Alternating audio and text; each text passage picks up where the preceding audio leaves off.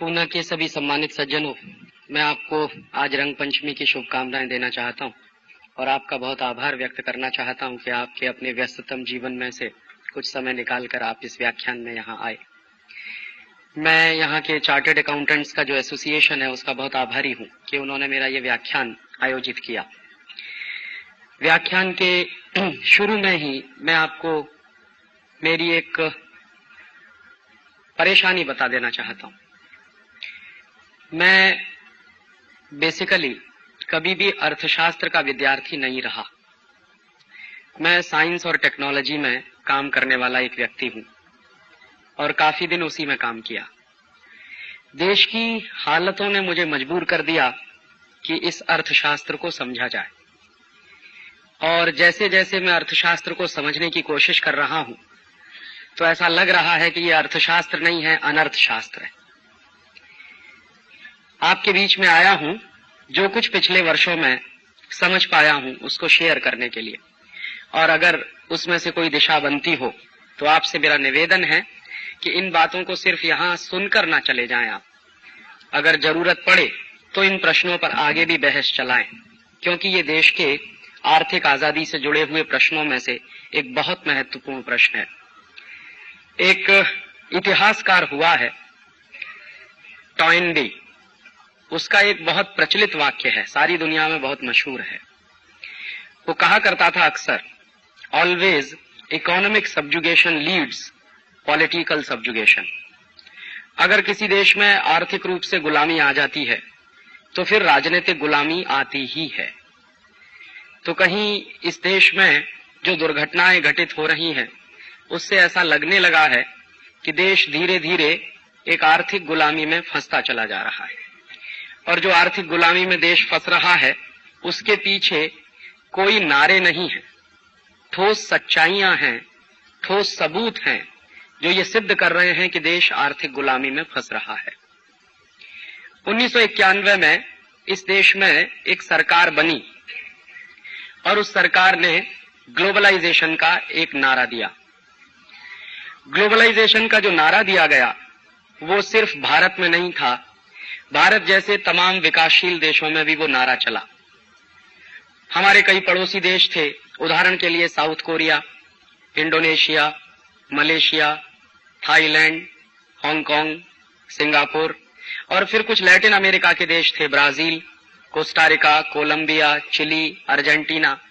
तो कुछ ऐसे तमाम देश थे जिन्होंने एक साथ ये ग्लोबलाइजेशन का नारा देना शुरू किया। तो ये एक साथ जो ग्लोबलाइजेशन का नारा देना शुरू किया, और उसके बाद एक शब्द आया जिसमें अक्सर कहा गया न्यू इकोनॉमिक पॉलिसीज। तो हमारे देश में न्यू इकोनॉमिक पॉलिसीज और ग्लोबलाइजेशन ये दो ऐसे शब्द बन गए जिनको मंत्रों की तरह से जाप किया जाने लगा। जिस समय में ये ग्लोबलाइजेशन और लिबरलाइजेशन शुरू हुआ था उस दिन से आज तक मैं और मेरे कई साथी इस पूरी प्रक्रिया को बहुत बारीकी से समझने की कोशिश कर रहे थे, और हम ये समझना चाहते थे कि ये ग्लोबलाइजेशन है या कुछ और भी है इसके साथ। तो जब ये ग्लोबलाइजेशन शुरू हुआ तो इसके साथ बहुत सारे वायदे थे, बड़ी बड़ी बातें थी। जो सबसे महत्वपूर्ण बात थी वो ये थी, आप शायद समझते होंगे उसको या आपको याद भी होगी, कि 1990-1991 में हमारे देश की अर्थव्यवस्था में थोड़ी सी मंदी आ गई थी, कुछ रुकावट आ गई थी। तो उस मंदी और रुकावट को दूर करना है तो सिवाय ग्लोबलाइजेशन और लिबरलाइजेशन के इस देश के पास कोई रास्ता नहीं है, ऐसी बात पूरे देश में कही गई थी। और मुझे बराबर याद है कि हमारे देश के मूर्धन्य अर्थशास्त्रियों ने भी ये कहना शुरू कर दिया था कि चूंकि देश के पास विदेशी मुद्रा का भंडार बहुत कम हो गया है और हमारे पास मुश्किल से 3 सप्ताह का इंपोर्ट बिल चुकाने के बराबर मुद्रा है, तो हमको तो कुछ करना ही पड़ेगा। तो हमारे पास बैलेंस ऑफ पेमेंट की क्राइसिस हो गई थी। तो उस बैलेंस ऑफ पेमेंट की क्राइसिस को दूर करने के लिए हमारी सरकार ने आईएमएफ और वर्ल्ड बैंक के पास अप्रोच किया था लोन के लिए, पैसा लेने के लिए, कर्ज लेने के लिए। तो 1991 में जब आईएमएफ और वर्ल्ड बैंक के पास भारत की सरकार का पत्र गया कि भारत को तुरंत कर्जा चाहिए आईएमएफ और वर्ल्ड बैंक से, तो आईएमएफ और वर्ल्ड बैंक की जैसी की आदत है, उन्होंने सबसे पहले ये कहना शुरू कर दिया कि आपको हम कर्जा तो देंगे, लेकिन उसके साथ हमारी कुछ कंडीशनैलिटीज होंगी। तो आईएमएफ की तरफ से, वर्ल्ड बैंक की तरफ से भारत सरकार को कुछ कंडीशनैलिटीज पेश किए गए कि आप अगर इन शर्तों को पूरा करें तो हम आपको कर्ज देने को तैयार हैं। तो वो शर्तें क्या थी? सबसे पहली शर्त है आईएमएफ और वर्ल्ड बैंक की, जब भी कोई देश उनके पास कठिन परिस्थिति में जाता है तो उनका एक रटा रटाया प्रेस्क्रिप्शन है कि सबसे पहले किसी भी देश को वो ये कहते हैं कि आप अपनी करेंसी का डिवेल्युएशन करिए तो हम आपको लोन दे देंगे। और इस बात को पेश करने का तरीका अलग है। वो ये कहते हैं कि आप अपनी करेंसी का डिवेल्युएशन इसलिए करिए ताकि आपका एक्सपोर्ट ज्यादा हो जाए,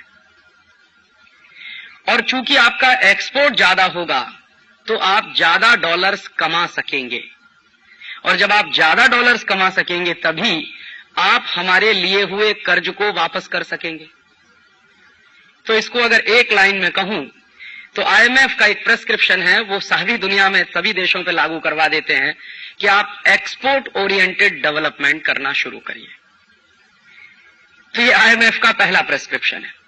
दूसरा उनका प्रेस्क्रिप्शन है कि आप जब एक्सपोर्ट ओरिएंटेड डेवलपमेंट करना शुरू कर देंगे तो फिर आप एक काम और करिए कि अपने देश का दरवाजा खोलिए ताकि मल्टीनेशनल कंपनियां आपके देश में आसानी से आ सकें, और उन मल्टीनेशनल कंपनियों पर आप जो पाबंदियां लगाते हैं, जो रिस्ट्रिक्शंस लगाते हैं, उनको आप कम से कम कर दीजिए या पूरी तरह से खत्म कर दीजिए ताकि आपके मार्केट में उनको व्यापार करने में कोई असुविधा ना हो। और क्यों मल्टीनेशनल्स को आप अपने मार्केट में बुलाइए? कि आप अगर मल्टीनेशनल्स को बुलाएंगे अपने मार्केट में तो उनके साथ हाई टेक आएगा, टेक्नोलॉजी बहुत आएगी, और जब टेक्नोलॉजी बहुत आएगी तो आपके यहाँ क्वालिटी का माल बनना शुरू हो जाएगा, और जब आपके यहाँ क्वालिटी का माल बनना शुरू हो जाएगा तो ज्यादा से ज्यादा आप एक्सपोर्ट कर सकेंगे। तो मल्टीनेशनल्स भी आके आपके एक्सपोर्ट में प्रमोशन करेंगे और आपके निर्यात को बढ़ाएंगे। तीसरा प्रेस्क्रिप्शन उनका अक्सर ये रहा करता है कि आप अपने इंटरनल मार्केट में जो डोमेस्टिक इंडस्ट्री को प्रोटेक्शन देते हैं वो प्रोटेक्शन देना बंद करिए। और अगर आप डोमेस्टिक इंडस्ट्री को प्रोटेक्शन दे रहे हैं तो उसके बारे में आईएमएफ का ये मानना है कि आप एक कंजर्वेटिव इकोनॉमी को चलाने की कोशिश कर रहे हैं। तो आप डोमेस्टिक इंडस्ट्रीज को प्रोटेक्शन मत दीजिए, मल्टीनेशनल्स को खुली छूट दे दीजिए, उनको पूंजी लाने की भी खुली छूट दे दीजिए और पूंजी ले जाने की भी खुली छूट दे दीजिए। उनके ऊपर किसी तरह की पाबंदी नहीं होनी चाहिए, और आप सब के सब फ्री ट्रेड के लिए अपने आप को तैयार कर लीजिए। फिर इसके बाद कुछ और बातें भी बताई जाती हैं। जैसे एक बात ये बताई जाती है कि भारत की इकोनॉमी कॉम्पिटिटिव नहीं है, तो जब तक आप अपना दरवाजा नहीं खोलेंगे तो आपकी इकोनॉमी में कंपटीशन नहीं आएगा, और आपकी इकोनॉमी में कंपटीशन नहीं आएगा तो आपके देश के कंज्यूमर्स को उसका बहुत नुकसान होगा। तो आपकी इकोनॉमी में कंपटीशन आना चाहिए, कंज्यूमर्स को उसका फायदा होना चाहिए। इसके लिए बहुत जरूरी है कि बड़े मल्टीनेशनल्स को भारत में या अपने बाजार में आप आने की खुली छूट दीजिए। और ऐसे ऐसे करके कुछ शर्तें वो बताते चले जाते हैं, और दुनिया के बहुत सारे देश हैं जो उनको लागू करते चले जाते हैं। एक बात आपको और बता दूं कि आईएमएफ और वर्ल्ड बैंक की जो कंडीशनैलिटीज होती हैं वो सिर्फ दुनिया के गरीब या तीसरी दुनिया के देशों पर ही लागू होती है। जानकारी ये मैं आपको दे दूं कि अमेरिका और यूरोप के देश भी आईएमएफ से कर्ज लेते हैं, और अमेरिका और यूरोप के देश भी आईएमएफ और वर्ल्ड बैंक से जब कर्ज लेते हैं तो जो कंडीशनैलिटीज आईएमएफ वाले हमारे ऊपर लगाते हैं वो कभी अमेरिका के ऊपर नहीं लगाई जाती, क्योंकि वो हमेशा से ये मान के चलते हैं कि अमेरिकन इकोनॉमी तो पहले से ही ग्लोबलाइज्ड है। हालांकि ये सबसे बड़ा झूठ है कि अमेरिकन इकोनॉमी ग्लोबलाइज्ड है। दूसरा उनका ये मानना है कि अमेरिकन इकोनॉमी में बहुत कंपटीशन है। ये उससे भी बड़ा झूठ है कि अमेरिकन इकोनॉमी में बहुत कंपटीशन है। तीसरी बात कि अमेरिकन इकोनॉमी पूरी तरह से फ्री इकोनॉमी है। ये दुनिया का सबसे बड़ा झूठ है कि अमेरिकन इकोनॉमी फ्री इकोनॉमी है। और फिर उसके बाद यूरोप के बारे में भी कुछ इसी तरह की बातें होती हैं। तो मेरे मन में अक्सर ये प्रश्न उठता रहा है कि जब वर्ल्ड बैंक और आईएमएफ से अमेरिका भी कर्ज लेता है, यूरोप के देश भी कर्ज लेते हैं, तो उनके ऊपर कंडीशनैलिटीज नहीं लगाई जाती, और हमारे जैसे देश जब उनसे कर्ज लेने के लिए जाते हैं तो उनके ऊपर तत्काल कंडीशनैलिटीज लागू कर दी जाती है। तो एक बार मन में आया कि ये वर्ल्ड बैंक और आईएमएफ की व्यवस्था जो चलती है इसके बारे में समझना चाहिए कि ऐसी कौन सी खास बात है कि वो यूरोप और अमेरिकन ब्लॉक पर कभी कोई कंडीशन नहीं लगाते, अमेरिकन और यूरोपियन ब्लॉक के लिए कभी भी वो शर्तें नहीं लगाते जो दूसरी दुनिया के, तीसरी दुनिया के देशों पर वो लगाते हैं। तो उसका इतिहास बिल्कुल स्पष्ट ये बताता है कि ये बना कैसे वर्ल्ड बैंक और IMF. Actually second world war में यूरोप और अमेरिकन इकोनॉमी तबाह हो गई थी। यूरोप को ज्यादा नुकसान हुआ था, अमेरिका को कुछ कम नुकसान हुआ था। तो यूरोप और अमेरिका की इकोनॉमी जब सेकेंड वर्ल्ड वॉर में पूरी तरह से तबाह हुई तो उस इकोनॉमी को फिर से खड़ा करने के लिए दो इंस्टीट्यूट का जन्म हुआ वर्ल्ड बैंक और आईएमएफ के नाम पे। ब्रेटन वुड नाम की एक जगह है अमेरिका में, एक गांव जैसा है, अभी थोड़ा बड़ा शहर हो गया है। वहां पर एक एग्रीमेंट हुआ था जिसमें 44 देशों के प्रधानमंत्री और राष्ट्रपति शामिल हुए थे। उन लोगों ने एक एग्रीमेंट किया था जिसका नाम है ब्रेटन वुड्स एग्रीमेंट। तो उस ब्रेटन वुड्स एग्रीमेंट के आधार पर आईएमएफ और वर्ल्ड बैंक का जन्म हुआ सेकेंड वर्ल्ड वॉर के बाद। तो जब से ये आईएमएफ और वर्ल्ड बैंक का जन्म हुआ है तब से वहां एक पॉलिसी चलती है। पॉलिसी ये चलती है कि आईएमएफ और वर्ल्ड बैंक में जो मेंबर कंट्रीज हैं वहां बिल्कुल डेमोक्रेसी नहीं है। वन मेंबर वन वोट कभी नहीं होता आईएमएफ में और ना वर्ल्ड बैंक में होता है। वहां अमेरिका के पास सबसे ज्यादा वोट्स हैं और अमेरिका का जो वोटिंग शेयर है आईएमएफ में और वर्ल्ड बैंक में भी वो करीब 20% है। माने अमेरिका अगर एक वोट डालता है तो उसकी जो कीमत है, अगर कुल वोट की कीमत 100 रुपया मानी जाए तो अमेरिका के वोट की कीमत 20 रुपए के बराबर होती है। बाकी 80 रुपए की कीमत में सारी दुनिया के देश हैं और उन देशों की संख्या लगभग 117 है। तो आईएमएफ और वर्ल्ड बैंक में कभी भी डेमोक्रेसी आया नहीं पाई है और आने वाली भी नहीं है, क्योंकि वो हमेशा से स्ट्रक्चर वैसा ही बनाकर रखना चाहते हैं। तो ये जो वर्ल्ड बैंक बना था वो इस बात के लिए बना था कि दुनिया के तमाम देशों को युद्ध के बाद, सेकेंड वर्ल्ड वॉर के बाद बहुत शॉर्ट टर्म के लोन की जरूरत पड़े, तात्कालिक कोई पेमेंट की जरूरत पड़े, बैलेंस ऑफ पेमेंट की क्राइसिस हो जाए तो आईएमएफ उसके लिए कर्ज बांटेगा, और किसी देश को अपने इंफ्रास्ट्रक्चर के डेवलपमेंट के लिए लोन की जरूरत पड़े तो वर्ल्ड बैंक उसको बांटेगा। तो इस तरह से ये बंटवारा हुआ था। लेकिन इसमें एक बहुत महत्वपूर्ण बात है जो मुझे इन दोनों संस्थाओं के अध्ययन करने के बाद पता चली, जो सामान्य लोगों को मालूम नहीं होती। आईएमएफ और वर्ल्ड बैंक ट्विन इंस्टीट्यूट्स हैं, जुड़वा कह सकते हैं एक दूसरे का। और इसमें होता क्या है कि अगर कोई देश वर्ल्ड बैंक से कर्जा लेने के लिए जाए तो वर्ल्ड बैंक की तरफ से यह कहा जाता है कि आप आईएमएफ की कंडीशनैलिटीज को पूरा करिए, और इसी तरह से कोई देश अगर आईएमएफ के पास कर्ज लेने के लिए जाए तो वो कहते हैं कि आप वर्ल्ड बैंक की कंडीशनैलिटीज को पूरा करिए। माने क्रॉस कंडीशनैलिटीज का सिस्टम चलता है इन दोनों में। और उसमें होता क्या है, परोक्ष रूप से वो दोनों अपनी कंडीशनैलिटीज लागू करवा देते हैं इन गरीब देशों के ऊपर। और मैं कहना यह चाहता हूं कि वर्ल्ड बैंक और आईएमएफ की तरफ से दी गई कंडीशनैलिटीज या उनकी तरफ से दिए गए प्रेस्क्रिप्शन कभी रिफॉर्म्स नहीं हो सकते। ये रिफॉर्म शब्द का अपमान है। ये वर्ल्ड बैंक और आईएमएफ बने ही हैं अमेरिकन और यूरोपियन ब्लॉक की हेजेमनी को बनाए रखने के लिए। हमारे यहां क्या गलती हुई पिछले 7 वर्षों में?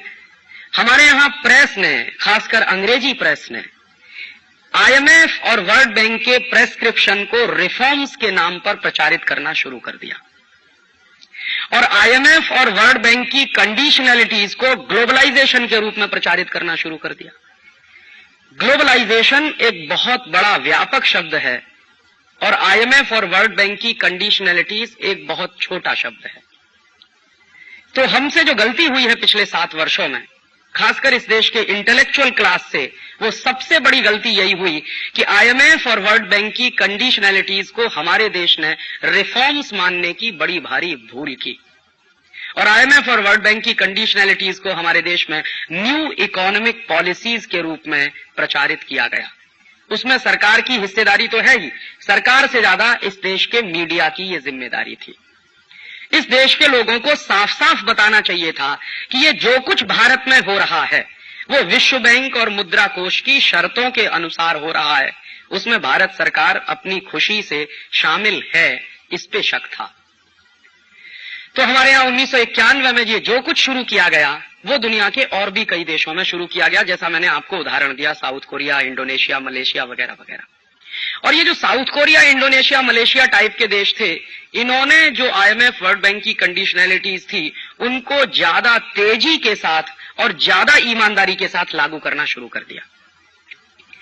तो IMF की सबसे ज्यादा ईमानदारी के साथ अगर किसी देश ने रिफॉर्म्स को अपने यहां चलाया पूरी ईमानदारी से, तो वो देश है south Korea. South Korean government ने 91 से लगातार जो जो IMF ने कहा, जो जो वर्ल्ड बैंक ने कहा, वैसा ही किया, क्योंकि हर बार उनको लोन लेना था शॉर्ट टर्म का IMF से, तो हर बार उन्होंने उनकी कंडीशनलिटीज को मानना शुरू कर दिया। तो जैसे IMF ने साउथ कोरियन गवर्नमेंट को कहा कि आप अपने मार्केट को ओपन कर दीजिए, अमेरिकन कंपनियों को आने दीजिए, यूरोपियन कंपनियों को आने दीजिए, तो साउथ कोरियन गवर्नमेंट ने खोल दिया अपने मार्केट को। दूसरी बात साउथ कोरियन गवर्नमेंट से कही IMF के ऑफिसर्स ने कि आपके देश का जो पब्लिक सेक्टर है, माने साउथ कोरियन पब्लिक सेक्टर जो है, इसको भी खुला छोड़ दीजिए और आप इनका प्राइवेटाइजेशन शुरू कर दीजिए, क्योंकि इस पब्लिक सेक्टर को खामखां बोझे की तरह से ढोते रहेंगे आप अपने छाती पर, तो ये आपके लिए नुकसान देगा। तो साउथ कोरियन गवर्नमेंट ने वो भी कर दिया। तीसरी बात साउथ कोरियन गवर्नमेंट से कही IMF के ऑफिसर्स ने कि अब आप अपनी करेंसी का डिवैल्यूएशन भी कर दीजिए ताकि आपका एक्सपोर्ट बहुत बढ़ जाए। तो साउथ कोरियन गवर्नमेंट ने वो भी कर दिया, डिवैल्यूएशन भी कर दिया उनकी अपनी करेंसी का। तो कुछ 1-2 साल उनका एक्सपोर्ट भी काफी तेजी से होने लगा। फिर चौथी बात उन्होंने ये कहना शुरू किया कि आपके अपने मार्केट में जो डोमेस्टिक इंडस्ट्रीज हैं साउथ कोरिया की, उनके ऊपर जो आपने प्रोटेक्शन दे रखे हैं, उन प्रोटेक्शंस को विड्रॉ कर लीजिए, ताकि south Korean industries American industries के साथ कंपटीशन में आ सके। और कंपटीशन जब आएंगी साउथ कोरियन इंडस्ट्रीज, तो अमेरिकन कंपनियों से ताकतवर मुकाबला होगा, तो उनकी क्वालिटीज इंप्रूव होंगी वगैरह वगैरह। उन्होंने वो भी कर दिया। फिर उसके बाद उन्होंने कहा कि आप अपने फाइनेंशियल मार्केट को खोल दीजिए। तो साउथ कोरियन गवर्नमेंट ने सियोल का जो स्टॉक एक्सचेंज है वो पूरी तरह से खोलकर अमेरिकी लोगों के हाथ में दे दिया कि ले लीजिए, आप चलाइए, हमने इतना खोल दिया पूरे मार्केट को। फिर उसके बाद उन्होंने एक और बात कही कि साउथ कोरिया में बहुत पहले से डोमेस्टिक इंडस्ट्री को प्रोटेक्ट करने के लिए एंटी डंपिंग हुआ करते थे। तो साउथ कोरियन गवर्नमेंट को कहा IMF के ऑफिसर्स ने कि अब आप अपने एंटी डंपिंग लॉज भी विड्रॉ कर लीजिए। साउथ कोरियन गवर्नमेंट ने वो भी कर लिया। और उसके बाद फिर उन्होंने कहा कि अब आप ऐसा करिए कि आप अपने देश की इकोनॉमी को अमेरिकन इकोनॉमी के साथ पूरी तरह से जोड़ने के लिए, माने आप अमेरिका के साथ पूरी तरह से घुल मिलकर अब ग्लोबलाइज्ड हो जाइए, माने हमारे साथ शामिल हो जाइए वर्ल्ड मार्केट में, और उसके लिए हम जैसे जैसे कहें वैसे वैसे चलते जाइए। बेचारी साउथ कोरिया की सरकार उस रास्ते पे भी चलने लगी।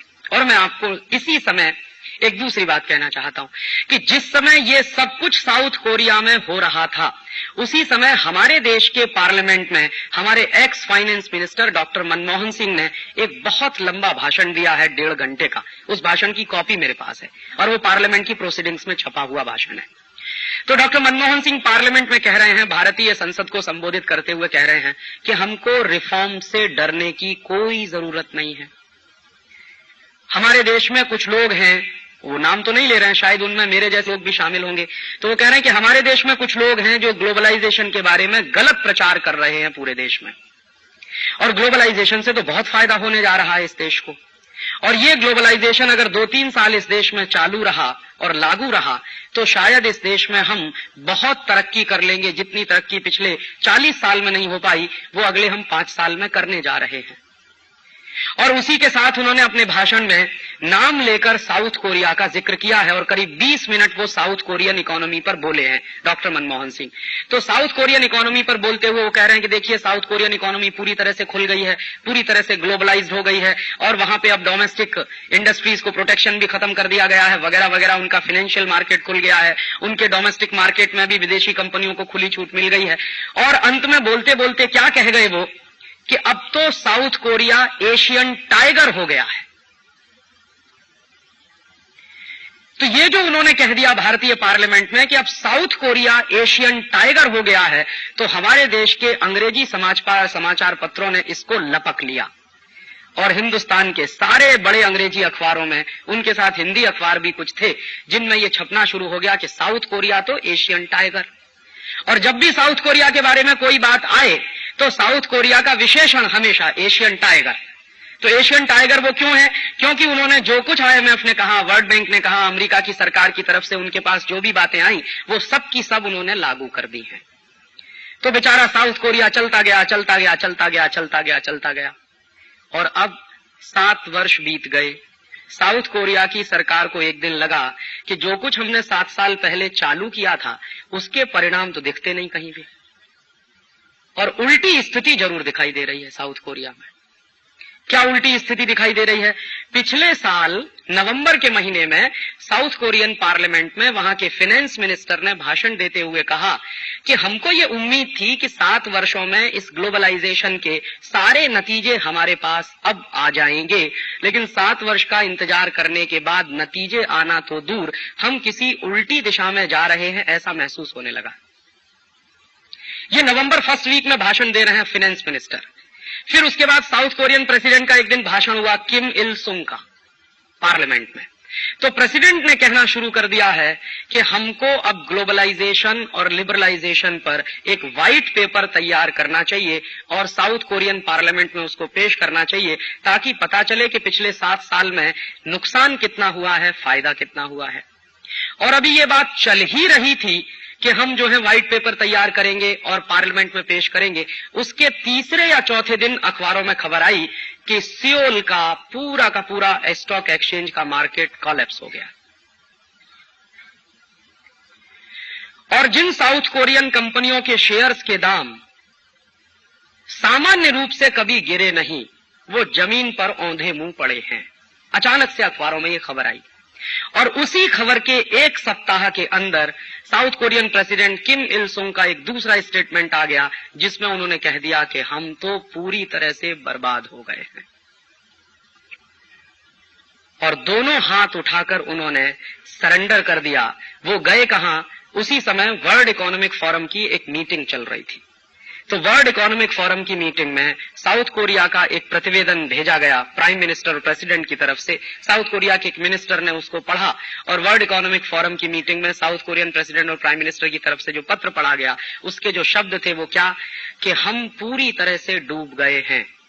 ये ग्लोबलाइजेशन और लिबरलाइजेशन ने हमको कहीं का नहीं छोड़ा, और अब हम दुनिया के लोगों से और दुनिया के तमाम वित्तीय संस्थाओं के अधिकारियों से अपील करना चाहते हैं कि वो हमारे ऊपर जितना कर्ज है उसको माफ कर दें, क्योंकि हम उस कर्ज को चुकाने की भी स्थिति में नहीं है।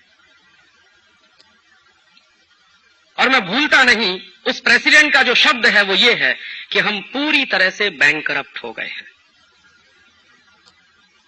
और उसके बाद एक दूसरी चिट्ठी गई है उसकी, और उस दूसरी चिट्ठी में उसने आईएमएफ और वर्ल्ड बैंक के ऑफिसर से कहा कि हमने तो आपके कहे हुए दिशा निर्देशों का ही इस्तेमाल किया पूरी तरह से, और पूरी ईमानदारी के साथ हमने ग्लोबलाइजेशन को लागू किया अपने देश में, लेकिन नतीजा ये है कि हम बैंकरप्ट हो चुके हैं।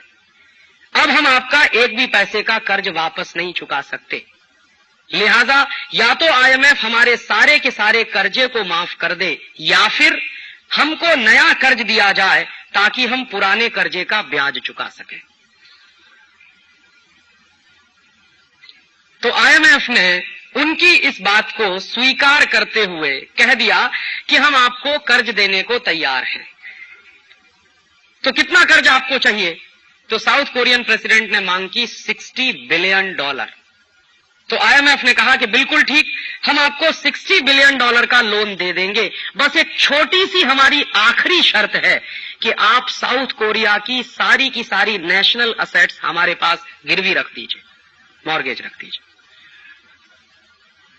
अब साउथ कोरियन प्रेसिडेंट और वहां की सरकार की स्थिति ये है जैसी वो होती है ना सांप छछूंदर वाली, या मरता क्या न करता।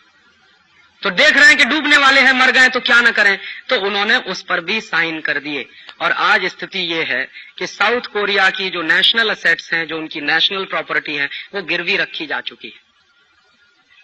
और साउथ कोरिया में इतना जबरदस्त कंपटीशन हुआ है पिछले 7 वर्षों में कि साउथ कोरिया के सारे पब्लिक सेक्टर के कारखाने अमेरिकी कंपनियों के कंट्रोल में चले गए। कंपटीशन के नाम पर वहां सिवाय मोनोपोली के कुछ हुआ नहीं है। एक उदाहरण से समझिए कि आज से 7-8 वर्ष पहले तक साउथ कोरिया की सबसे बड़ी कार बनाने वाली कंपनी, जिसका नाम है हुंडई मोटर्स, जिसके ऊपर साउथ कोरिया के लोगों को भी गर्व था, वहां की सरकार को भी गर्व था, वो हुंडई मोटर्स अब पूरी तरह से अमेरिकन कंट्रोल में है इस समय। और हुंडई मोटर्स पर जब पूरी तरह से अमेरिकन कंट्रोल एस्टेब्लिश हुआ, तो अमेरिकन कंपनी जनरल मोटर्स ने उसको टेक ओवर करने के बाद जो सबसे पहला काम किया वो ये कि हुंडई मोटर्स में जितने साउथ कोरियन वर्कर्स काम करते थे उनको रिट्रेंच कर दिया और सड़क पे खड़ा कर दिया। साउथ कोरिया में इस समय करीब करीब 70 लाख वर्कर्स पूरी तरह से बेरोजगार हो गए। ये हुंडई मोटर्स तो उसका एक एग्जाम्पल है। ऐसी 100 से ज्यादा बड़ी कंपनियां साउथ कोरिया की अमेरिका के कंट्रोल में जा चुकी हैं पिछले 7 वर्ष के ग्लोबलाइजेशन में। उनका ट्रेड डेफिसिट इतना अधिक बढ़ गया है क्योंकि करेंसी का डिवैल्यूएशन करने का जो उन्होंने काम शुरू किया था उसके दुष्परिणाम बड़े भयंकर निकले हैं। और अंत में नतीजा क्या निकला है? अंत में नतीजा ये निकला है कि प्रेसिडेंट ने कह दिया है कि ये ग्लोबलाइजेशन नहीं हुआ है, इकोनॉमिक रिकॉलोनाइजेशन हो गया है साउथ कोरिया का। मेरे मन में तकलीफ क्या है? मेरे मन में तकलीफ ये है कि जिस साउथ कोरिया के बारे में मेरे पार्लियामेंट में एशियन टाइगर कहा गया था, जिस साउथ कोरिया के बारे में पिछले 7 साल से पानी पी पी कर कसीदे पढ़े जा रहे थे उस साउथ कोरिया के बारे में, आज साउथ कोरिया जब कोलैप्स हो गया है तो ना तो डॉक्टर मनमोहन सिंह का कोई स्टेटमेंट आया है, ना पी चिदंबरम का कोई स्टेटमेंट आया। क्यों? इनको डर लग रहा है कि साउथ कोरिया जिस रास्ते पर चला था वहां चल के डूबा है। अब अगर हमने कुछ कहना शुरू किया तो इस देश के सामने हमारी भी पोल पट्टी खुल जाएगी, क्योंकि हमने भी रास्ता तो वही पकड़ा है जो साउथ कोरियन गवर्नमेंट ने पकड़ा था 1991 में। और मैं इंतजार कर रहा हूं। साउथ कोरिया जब कोलैप्स हुआ उसके बाद लगातार 15 दिन मैंने हर अखबार पढ़ा, देखें हिंदुस्तान के फाइनेंस मिनिस्टर क्या कहते हैं, देखें हिंदुस्तान के एक्स फाइनेंस मिनिस्टर क्या कहते हैं, देखें हिंदुस्तान के वो तमाम अर्थशास्त्री क्या कहते हैं जिन्होंने हिंदुस्तान में ढोल पीट पीट कर ग्लोबलाइजेशन का समर्थन किया था, और देखें हिंदुस्तान के वो बड़े इंस्टीट्यूट क्या कहते हैं जो इस देश में उद्योगपतियों के सुरक्षा का दावा करने वाले इंस्टीट्यूट हैं, वो क्या कहते हैं साउथ कोरिया के बारे में। आज तक किसी ने मुंह नहीं खोला है। एसओ कैम्प में मैं गया, मैंने पूछा कि क्यों नहीं बोलते इस पर। कहने लगे राजीव भाई किस मुंह से बोलें। फिक्की के लोगों को कहा कि आप क्यों नहीं बोलते इस पर, तो कहने लगे किस मुंह से बोलें, हम ही तो थे जो ढोल पीट पीट के कह रहे थे कि ग्लोबलाइजेशन हिंदुस्तान में स्वर्ग ले आएगा, और हम कैसे कहें इस बात को। और अब साउथ कोरियन फाइनेंस मिनिस्टर के स्टेटमेंट को मैं कोट करना चाहता हूं। उनका यह कहना है कि पिछले 7 साल में जो बर्बादी हो गई है हमारी अर्थव्यवस्था की, इस बर्बादी को अगर हम ठीक करें और अपने देश को फिर से खड़ा करने की कोशिश करें तो हमको कम से कम 20 साल लग जाएंगे।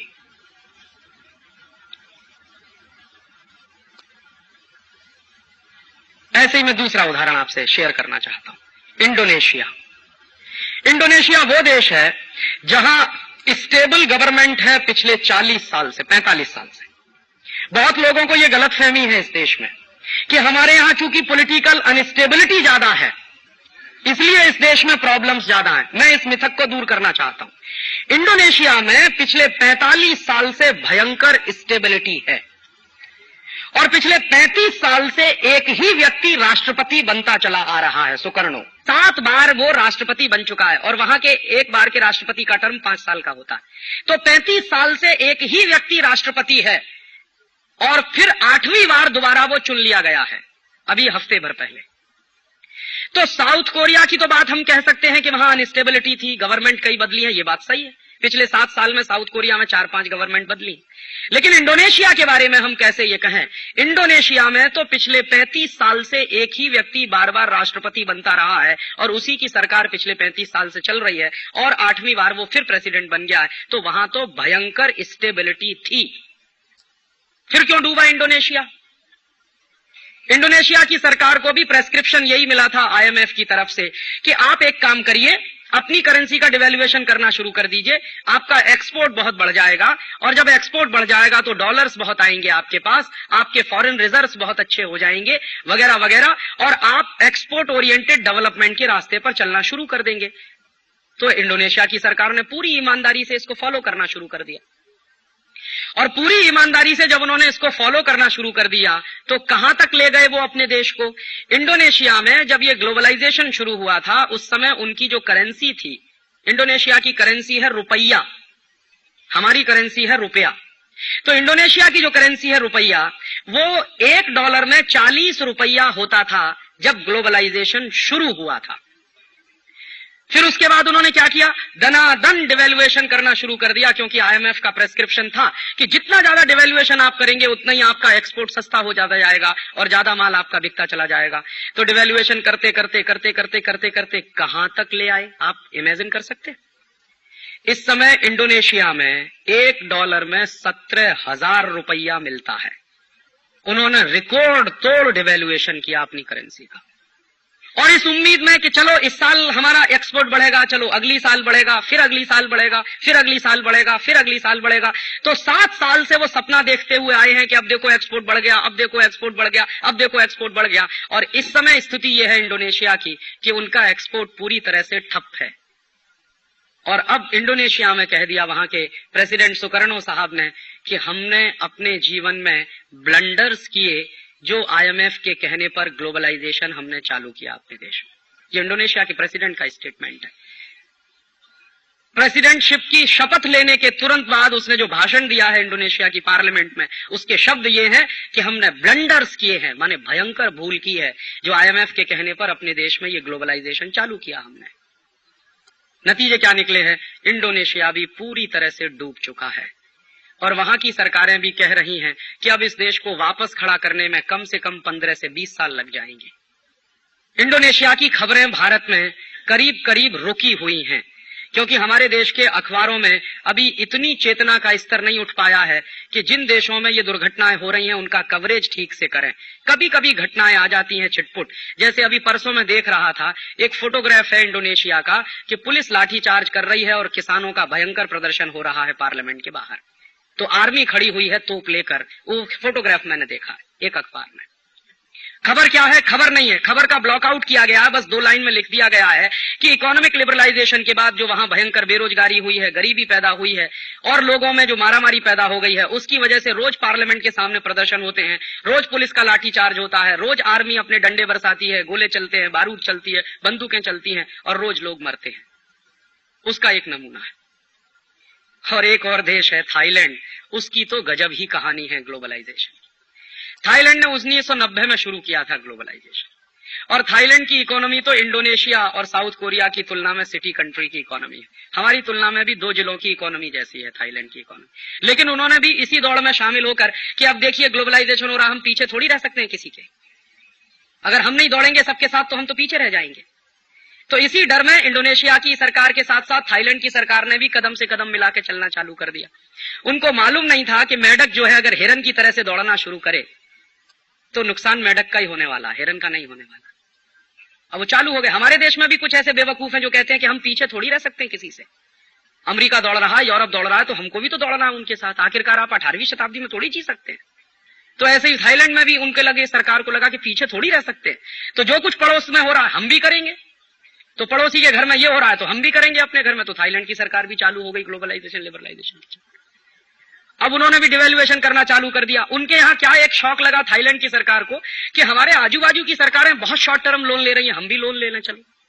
तो उन्होंने भी चालू कर दिया लोन लेना। और ऐसा लगा बीच के 3-4 साल के थाईलैंड में जो जितना ज्यादा लोन ले आए वही सबसे बड़ा फाइनेंस मिनिस्टर वहां पे। हमारे देश में भी ऐसा है कि जो फाइनेंस मिनिस्टर हिंदुस्तान को सबसे ज्यादा विदेशी कर्जे के गड्ढे में पहुंचा दे उसी को बेस्ट फाइनेंस मिनिस्टर कहते हैं इस देश में। तो यही थाईलैंड में भी हो गया। तो उन्होंने भी लोन लेना चालू कर दिया, देखा देखी पड़ोसी देशों से दौड़ने के चक्कर में। अब वहां क्या हुआ है, अब वो भी बेचारे डूब गए हैं। कहते हैं लोन इतना ले लिया है थाईलैंड की गवर्नमेंट ने, उसका ब्याज चुकाने का पैसा नहीं है, इतनी उनकी नेशनल इनकम नहीं है। अब नेशनल इनकम नहीं है, विदेशी कर्जे का ब्याज नहीं चुका सकते, तो वहां के प्राइम मिनिस्टर ने तो एक अद्भुत काम किया है जिसको मैं दुनिया में एकदम एक्सट्रीम मानता हूं। क्या किया उस प्राइम मिनिस्टर ने? एक दिन उसने पार्लियामेंट में घोषणा की कि चूंकि हमने ग्लोबलाइजेशन लिबरलाइजेशन कर दिया तो उसमें तो अब देश तो डूब ही गया है, विदेशी कर्जा बहुत चढ़ गया है, इसका ब्याज भी चुकाना है हमको, और अब हमारे पास कुछ ऐसा है नहीं जिसको बेचकर हम हमारे विदेशी कर्जे का ब्याज चुका सकें। तो अब हम नई पॉलिसी ला रहे हैं, ये प्राइम मिनिस्टर कह रहा है उनके पार्लियामेंट में कि हम नई पॉलिसी ला रहे हैं कि थाईलैंड में प्रोस्टिट्यूशन को लीगल बिजनेस बना दिया जाए। तो प्राइम मिनिस्टर कह क्या रहा है, सुनिए उसके शब्दों को, कि हमारे पास कुछ भी ऐसा नहीं है जिसको बेचकर हम हमारे विदेशी कर्जे के ब्याज को चुका सकें, तो अब हम हमारी माताओं और बहनों के शरीरों को बेचेंगे, उससे कुछ डॉलर्स आएंगे, उससे विदेशी कर्जे का ब्याज चुकाएंगे। बहुत खुशी की बात है। और अंत में उसने एक बुद्धिशाली बात कही, बुद्धिमता का स्टेटमेंट उसका है। उसने कहा कि मैं भारत सरकार को चेतावनी देना चाहता हूं। ये थाईलैंड का प्राइम मिनिस्टर कह रहा कि मैं भारत सरकार को चेतावनी देना चाहता हूं कि वो इस ग्लोबलाइजेशन के रास्ते पर जितनी जल्दी हो चलना बंद कर दे, नहीं तो भारत का जो नुकसान होगा उसकी कल्पना हम नहीं कर सकते। हमारा देश तो भारत की तुलना में सिटी कंट्री है, और सही बात है, हमारे देश के 2 जिलों के बराबर है थाईलैंड। तो वो कह रहा हमारा देश तो भारत की तुलना में एक सिटी कंट्री है, हम डूबे हैं तो इतना भयंकर नुकसान हुआ है, अगर भारत डूबेगा तो कल्पना नहीं कर सकते क्या होगा। ये थाईलैंड की हालत है। और इन सब देशों की हालातों को समझकर एक और उदाहरण ले लें। कभी कभी किसी को गलतफहमी हो सकती है कि राजीव भाई आपने ये जितने उदाहरण दिए सब एशियन कंट्रीज के उदाहरण हैं, तो थोड़ा एशिया से दूर चलिए, लैटिन अमेरिका में चलते हैं, वहां देखें क्या हो रहा है। तो लैटिन अमेरिका में ग्लोबलाइजेशन और लिबरलाइजेशन करने वाला सबसे बड़ा देश कोई था तो उसका नाम था ब्राजील। ब्राजील ने 1988 से ये चक्कर चालू कर दिया अपने देश में, और 1988 से चला जो ग्लोबलाइजेशन लिबरलाइजेशन ब्राजील में, तो उसके नतीजे क्या निकले? 1995 में आके पूरा का पूरा ब्राजील की इकोनॉमी कोलैप्स हो गई। इंडोनेशिया कोलैप्स हुआ, मलेशिया कोलैप्स हुआ, साउथ कोरिया कोलैप्स हुआ। लास्ट ईयर ब्राजील उसके करीब 2 साल पहले कोलैप्स हो चुका 95 में। और पूरी की पूरी ब्राजीलियन इकोनॉमी जब डूब गई तब वहां एक नए तरह की रेनेसांस की बात हुई। और क्या हुआ? एक बिल्कुल यंग एज का 35 साल 37 साल का एक नौजवान निकला वहां से ब्राजील में, और उसने एक नारा दिया, be Brazilian and buy Brazilian, माने स्वदेशी उनके लिए। और चला ब्राजील में 2-2.5 साल स्वदेशी का आंदोलन। उस आंदोलन की गर्मी पर वो नौजवान प्रेसिडेंट बनकर पहुंचा, ब्राजील के पार्लियामेंट में पहुंच गया, और उस नौजवान ने पूरे देश की इकोनॉमी को बिल्कुल यू टर्न दे दिया है। और ब्राजील की इकोनॉमी को उस नौजवान ने, जिसको पॉलिटिक्स का अनुभव नहीं है बिल्कुल, लेकिन अपने देश से प्यार है उस आदमी को, उसकी देशभक्ति पर कभी संदेह नहीं हो सकता, उसने कहा कि ये दुनिया में कौन कहता है कि IMF और वर्ल्ड बैंक की पॉलिसीज पर चलकर ही विकास होता है, और ये दुनिया में कौन कहता है कि अमेरिका जिस रास्ते से चलकर विकसित हुआ है उसी रास्ते पर चलकर हम विकसित होंगे। ये कौन कहता है कि यूरोप में जो अर्थशास्त्र की परिभाषाएं हैं वही अर्थशास्त्र की परिभाषाएं सारी दुनिया पे लागू होंगी एक साथ। यूरोप की जो परिस्थितियां हैं, अमेरिका की जो परिस्थितियां हैं, वो थर्ड वर्ल्ड कंट्रीज से बिल्कुल फर्क है। तो उसकी जो इंटेलिजेंसी है उसको मैं प्रणाम करता हूं, उस आदमी की इंटेलिजेंसी की मैं दाद देता हूं। उसने ये कहा मालूम है तो मुझे मेरे देश की परिस्थितियों के अनुसार अपनी पॉलिसीज बनानी पड़ेगी, और उसने बिल्कुल यू टर्न दिया। और IMF वर्ल्ड बैंक वालों को उसने एक दिन ललकार के कहा। इस बात को हमारे देश में दबाया गया है, इस देश के अर्थशास्त्री भी इस पर बोलते नहीं है। हमारे यहाँ कई लोग कहते हैं कि ये कैसे संभव है, लेकिन उसने कह दिया और करके दिखाया। उसने क्या किया कि IMF और वर्ल्ड बैंक से जितना कर्ज लिया था ब्राजील में पुरानी सरकारों ने, उसका उसने हिसाब लगाया, और हिसाब जब उसने लगाया तो उसको पता चला कि जितना कर्जा उसकी पुरानी सरकारों ने लिया है उसका 3 गुना तो उसने चुका दिया है। तो उसने ताल ठोक के सबसे पहली बार वर्ल्ड इकोनॉमिक फोरम में कहा कि मैं 1 पैसा वापस करने वाला नहीं वर्ल्ड बैंक और IMF का, किसी को कुछ करना है तो कर ले। बहुत टीका हुई सारी दुनिया में, और बहुत बड़े अर्थशास्त्री हैं जो प्रो अमेरिकन और प्रो यूरोपियन लॉबी के अर्थशास्त्री हैं, जिनके स्कूल ऑफ थॉट्स में वही बातें चलती हैं जो हार्वर्ड स्कूल में चलती हैं, लंदन स्कूल ऑफ इकोनॉमिक्स में चला करती हैं। उन्होंने आलोचना करना शुरू किया कि अरे ये कैसे हो सकता है, आपने जो कर्ज लिया है आपकी वो लायबिलिटी है, आप उसको चुकाएंगे नहीं तो आप तो बहुत गलत काम कर रहे हैं, गलत परंपरा डाल रहे हैं। उसने दो टूक बात कहना शुरू किया कि मैंने जितना कर्ज लिया है उससे 3 गुना ज्यादा मैंने चुका दिया है, इसलिए मेरा कर्ज तुम्हारे ऊपर है, वो वापस करो पहले मुझको। और घोषित रूप से उसने कह दिया कि अमेरिका में अगर दम है तो ब्राजील पर आक्रमण करके देख ले, क्योंकि ब्राजील अमेरिका के बिल्कुल नजदीक है। और दूसरा काम उसने क्या किया, एक एक करके अमेरिकन कंपनियों को बिना मुआवजा दिए, बिना कंपेंसेशन दिए मार मार के भगाना शुरू किया अपने मार्केट से। पेप्सी कोला भागा वहां से, कोका कोला भागा वहां से, कॉपर कोनेकॉट कॉर्पोरेशन भागा वहां से, गुडियर भागा वहां से, जनरल मोटर्स भागा वहां से, जनरल इलेक्ट्रिक भागा वहां से। और उसने घोषणा कर रखी थी, एक युद्ध छेड़ रखा था कि अगर आप गए नहीं तो मैं आपकी संपत्ति जब्त करूंगा। 1 पॉइंट प्रोग्राम उसने चलाया और उसने कहा कि मुझे मेरे देश की अर्थव्यवस्था की बातें अब समझ में आती हैं, मुझे क्या करना है ये मुझे तय करना है। उसकी सुविधा यह थी कि उसके पास मेजोरिटी बहुत अच्छी थी पार्लियामेंट में, तो उसके पास मुश्किल नहीं थी किसी का वो विरोध खड़ा होगा। तो उसने एक एक करके वो सारी चीजें अपने देश में लागू की। और सबसे अंतिम चीज जो मैं आपको उसकी बताना चाहता हूं, आप आश्चर्य करेंगे, उसने कहा कि दुनिया में कौन तय करता है कि डॉलर रिवैल्यू होगा और मेरा करेंसी डिवैल्यू होगा? ये कौन तय करता है? मैं तय करूंगा कि मेरी करेंसी का रेट डॉलर के साथ क्या होगा। हाँ, ये उसने कहा। और उसने कहा कि मैं तय करूंगा कि मेरी करेंसी का रेट क्या होगा, ये अमेरिका थोड़ी तय करेगा कि मेरी करेंसी का रेट अमेरिकन करेंसी की तुलना में क्या होगा। तो उसने पूरी हिम्मत के साथ अपनी करेंसी का रिवैल्यूएशन करना शुरू किया। और आज आपको मैं जानकारी दे दूं कि ब्राजील की करेंसी है क्रूजर, $1 = 1 क्रूजर है इस समय अंतर्राष्ट्रीय बाजार में। और उसने कैलकुलेशंस भी किए। उसने कहा कि जो ट्रेड डेफिसिट अमेरिका का है और जो ट्रेड डेफिसिट मेरा है, इस पर से कैलकुलेशन मैं कर रहा हूं। और कोई उसके कैलकुलेशंस को चैलेंज नहीं कर पाया। और उसने उस दिन से कहा कि गरीब दुनिया के सभी देशों की सरकारों को मैं अपील करना चाहता हूं कि वो अपने अपने कान खोलें, आंखें खोलें और इन सारे हिसाबों को करना शुरू करें। उनके साथ बहुत बड़ा धोखा हो रहा है डिवैल्यूएशन के नाम पे। और आज मैं आपको जानकारी दे दूं कि 1995 में जो ब्राजील कोलैप्स हो चुका था पूरी तरह से, 1998 जनवरी में वो ब्राजील अब लैटिन अमेरिका में सबसे मजबूत इकोनॉमी बन रहा है। और दुनिया की तमाम मल्टीनेशनल उसके सामने लाइन लगाकर खड़ी हुई हैं और कह रही हैं कि आप अपनी शर्तें बताइए, हम आपकी शर्तों पर आना चाहते हैं आपके बाजार में। तो वो जानते हैं क्या कहता, मार्केट मेरे पास है इसलिए टर्म्स कंडीशन मैं डिक्टेट करूंगा। आपको मेरा मार्केट चाहिए, मुझे आपकी जरूरत नहीं है। और हमारे यहां बहुत जो खिसियानी हंसने वाले लोग हैं ना, वो कहते हैं बैगर्स आर नो चूजर्स। हम बैगर्स नहीं है, दुनिया के सबसे बड़े मार्केट के मालिक हैं हम, तो हम टर्म्स कंडीशन डिक्टेट करेंगे। ये उसने कहा कि मेरे पास सबसे बड़ा मार्केट है, इतना बड़ा मार्केट अमेरिका में नहीं है, इतना बड़ा मार्केट यूरोप के देशों में नहीं है जितना बड़ा मेरे पास है। और उसने एक काम और किया कि उसने क्या किया कि उसके आजू बाजू के जो देश हैं, अर्जेंटीना है, चिली है, कोस्टारिका है, कोलंबिया, इनके साथ एक पैरेलल गेट बना लिया है उसने। और उस गेट के बाहर अमेरिका को कर दिया उसने। पहले तो बाहर कर दिया अमेरिका को कि अमेरिका की कोई जरूरत नहीं। फिर अमेरिका वाले सामने से आके सरेंडर करके कह रहे भाई हमको भी शामिल करो इसमें, अगर हम शामिल नहीं होंगे तो हमारी इकोनॉमी डूबने जा रही है। क्योंकि आपको जानकारी नहीं है, अमेरिका में प्राइमरी प्रोडक्ट्स लैटिन अमेरिका से जाते हैं। अगर लैटिन अमेरिका वाले अपने दरवाजे बंद कर दें और ये तय कर लें कि हम जो प्राइमरी प्रोडक्ट्स अमेरिका को भेज रहे हैं ये अमेरिका में नहीं जाएंगे, हम एशिया में भेजेंगे या यूरोप में भेजेंगे, अमेरिका दम तोड़ सकता।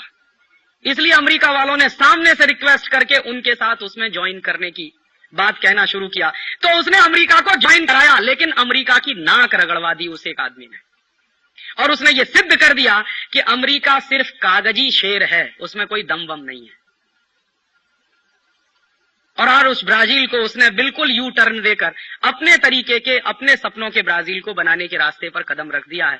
और वो इकोनॉमी जो चला रहा है, वो इकोनॉमी कुछ ऐसी खास बात नहीं है, वो स्वदेशी का बहुत स्ट्रॉन्ग सपोर्टर है। और वो कहता है कि कोई माल मेरे देश में पैदा होता है और मेरे देश की इकोनॉमी में मेरे देश के लोगों को उससे रोजगार मिलता है, तो मैं क्यों ना वो माल इस्तेमाल करूं, विदेशी माल क्यों खरीदूं अपनी मार्केट में। ये उसका एक छोटा सा सर्वमान्य प्रिंसिपल है। तो ये दो परिस्थितियां अलग अलग कि एक तरफ एशियन देश हैं जो डूबे हैं और एक तरफ लैटिन अमेरिका में जो सबसे ज्यादा बर्बाद होकर उभर रहा है ब्राजील। ये दो कहानी हम सबके सामने है और तब इन दो कहानियों के रेफरेंस के साथ मैं मेरे देश की चर्चा आपसे करना चाहता हूं कि मेरे देश में क्या हो रहा है। मेरे देश में भी 1991 से ग्लोबलाइजेशन हो रहा है और हमारे यहां भी ग्लोबलाइजेशन के नाम पर हमारे देश की इकोनॉमी में जो रिसेशन आया था 1990-91 में, उस रिसेशन को दूर करने के लिए ग्लोबलाइजेशन की बात कही गई थी। इसको मत भूलिए, बार बार मैं रेखांकित करना चाहता हूं। 1990 के इकोनॉमिक रिसेशन को दूर करने के लिए ग्लोबलाइजेशन हुआ था, एक बात। और दूसरी बात, हमारे पास इंपोर्ट बिल भरने का पैसा नहीं है, सिर्फ 3 सप्ताह का बिल हम दे सकते हैं। इतनी हमारे पास विदेशी मुद्रा की कमी है, इतनी बीओपी क्राइसिस है। तो इस बीओपी क्राइसिस को दूर करना है तो आईएमएफ, वर्ल्ड बैंक के पास जाना ही पड़ेगा। इन दो बातों के साथ इस देश में ग्लोबलाइजेशन शुरू हुआ था। तो क्या क्या किया हमारी सरकार ने? हमारी सरकार ने वो सब कुछ लागू किया जो आईएमएफ ने कहा, वर्ल्ड बैंक ने कहा। बस इतनी सी बात थी कि आईएमएफ और वर्ल्ड बैंक ने जो कुछ हमारी सरकारों से कहा उसको थोड़े कम स्पीड से इस देश में लागू किया गया। अच्छा ही हुआ, नहीं तो हमारी हालत अब तक साउथ कोरिया जैसी हो गई होती। देर नहीं लगी होती हमको भी वो हालत में पहुंचने में। तो शुरू हुए इस देश में रिफॉर्म्स। तो सबसे पहला काम क्या हुआ? करेंसी का डिवैल्यूएशन किया गया। तर्क क्या था उसके पीछे कि हम जब भारतीय करेंसी का अवमूल्यन करेंगे तो हमारा एक्सपोर्ट बहुत बढ़ जाएगा और एक्सपोर्ट बढ़ जाएगा तो डॉलर्स बहुत आएंगे, डॉलर्स बहुत आएंगे तो हम इंपोर्ट अच्छे से कर सकेंगे, इंपोर्ट अच्छे से कर सकेंगे तो टेक्नोलॉजी अच्छी आ सकेगी, वगैरह वगैरह। फिर उसके साथ ढेर सारी बातें जुड़ी हुई हैं। तो मैं जानना चाहता हूं आप सबसे, आप तो सब ज्यादा विद्वान लोग हैं, आप तो ज्यादा पढ़े लिखे लोग हैं, मैं तो अर्थशास्त्र ज्यादा समझता नहीं, कि 1990 में जो इकोनॉमिक रिसेशन था मार्केट में और आज जो इकोनॉमिक रिसेशन है, इसके बारे में आप कुछ कंपैरिजन कर सकते हैं? फिक्की के लोगों का ये मानना है, ये मेरा मानना नहीं है। फिक्की में मेरा लेक्चर हो चुका है पिछली बार बंबई में और एसोकेम के भी लोग भी उसमें आए थे। उनका ये मानना है कि राजीव भाई 1990-91 में जो रिसेशन था भारत के बाजार में, उससे कम से कम 10 टाइम्स ज्यादा रिसेशन इस समय है भारत के बाजार में।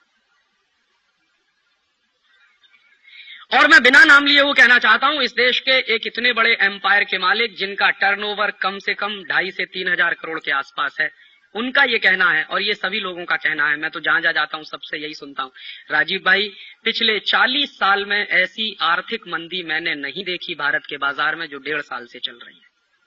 तो पिछले 40 साल में ऐसी मंदी अगर नहीं आई भारत के बाजार में जो पिछले 1.5 साल से चल रही है, तो प्रश्न उठता है कि हमारे यहां तो ग्लोबलाइजेशन मंदी दूर करने के लिए शुरू हुआ था।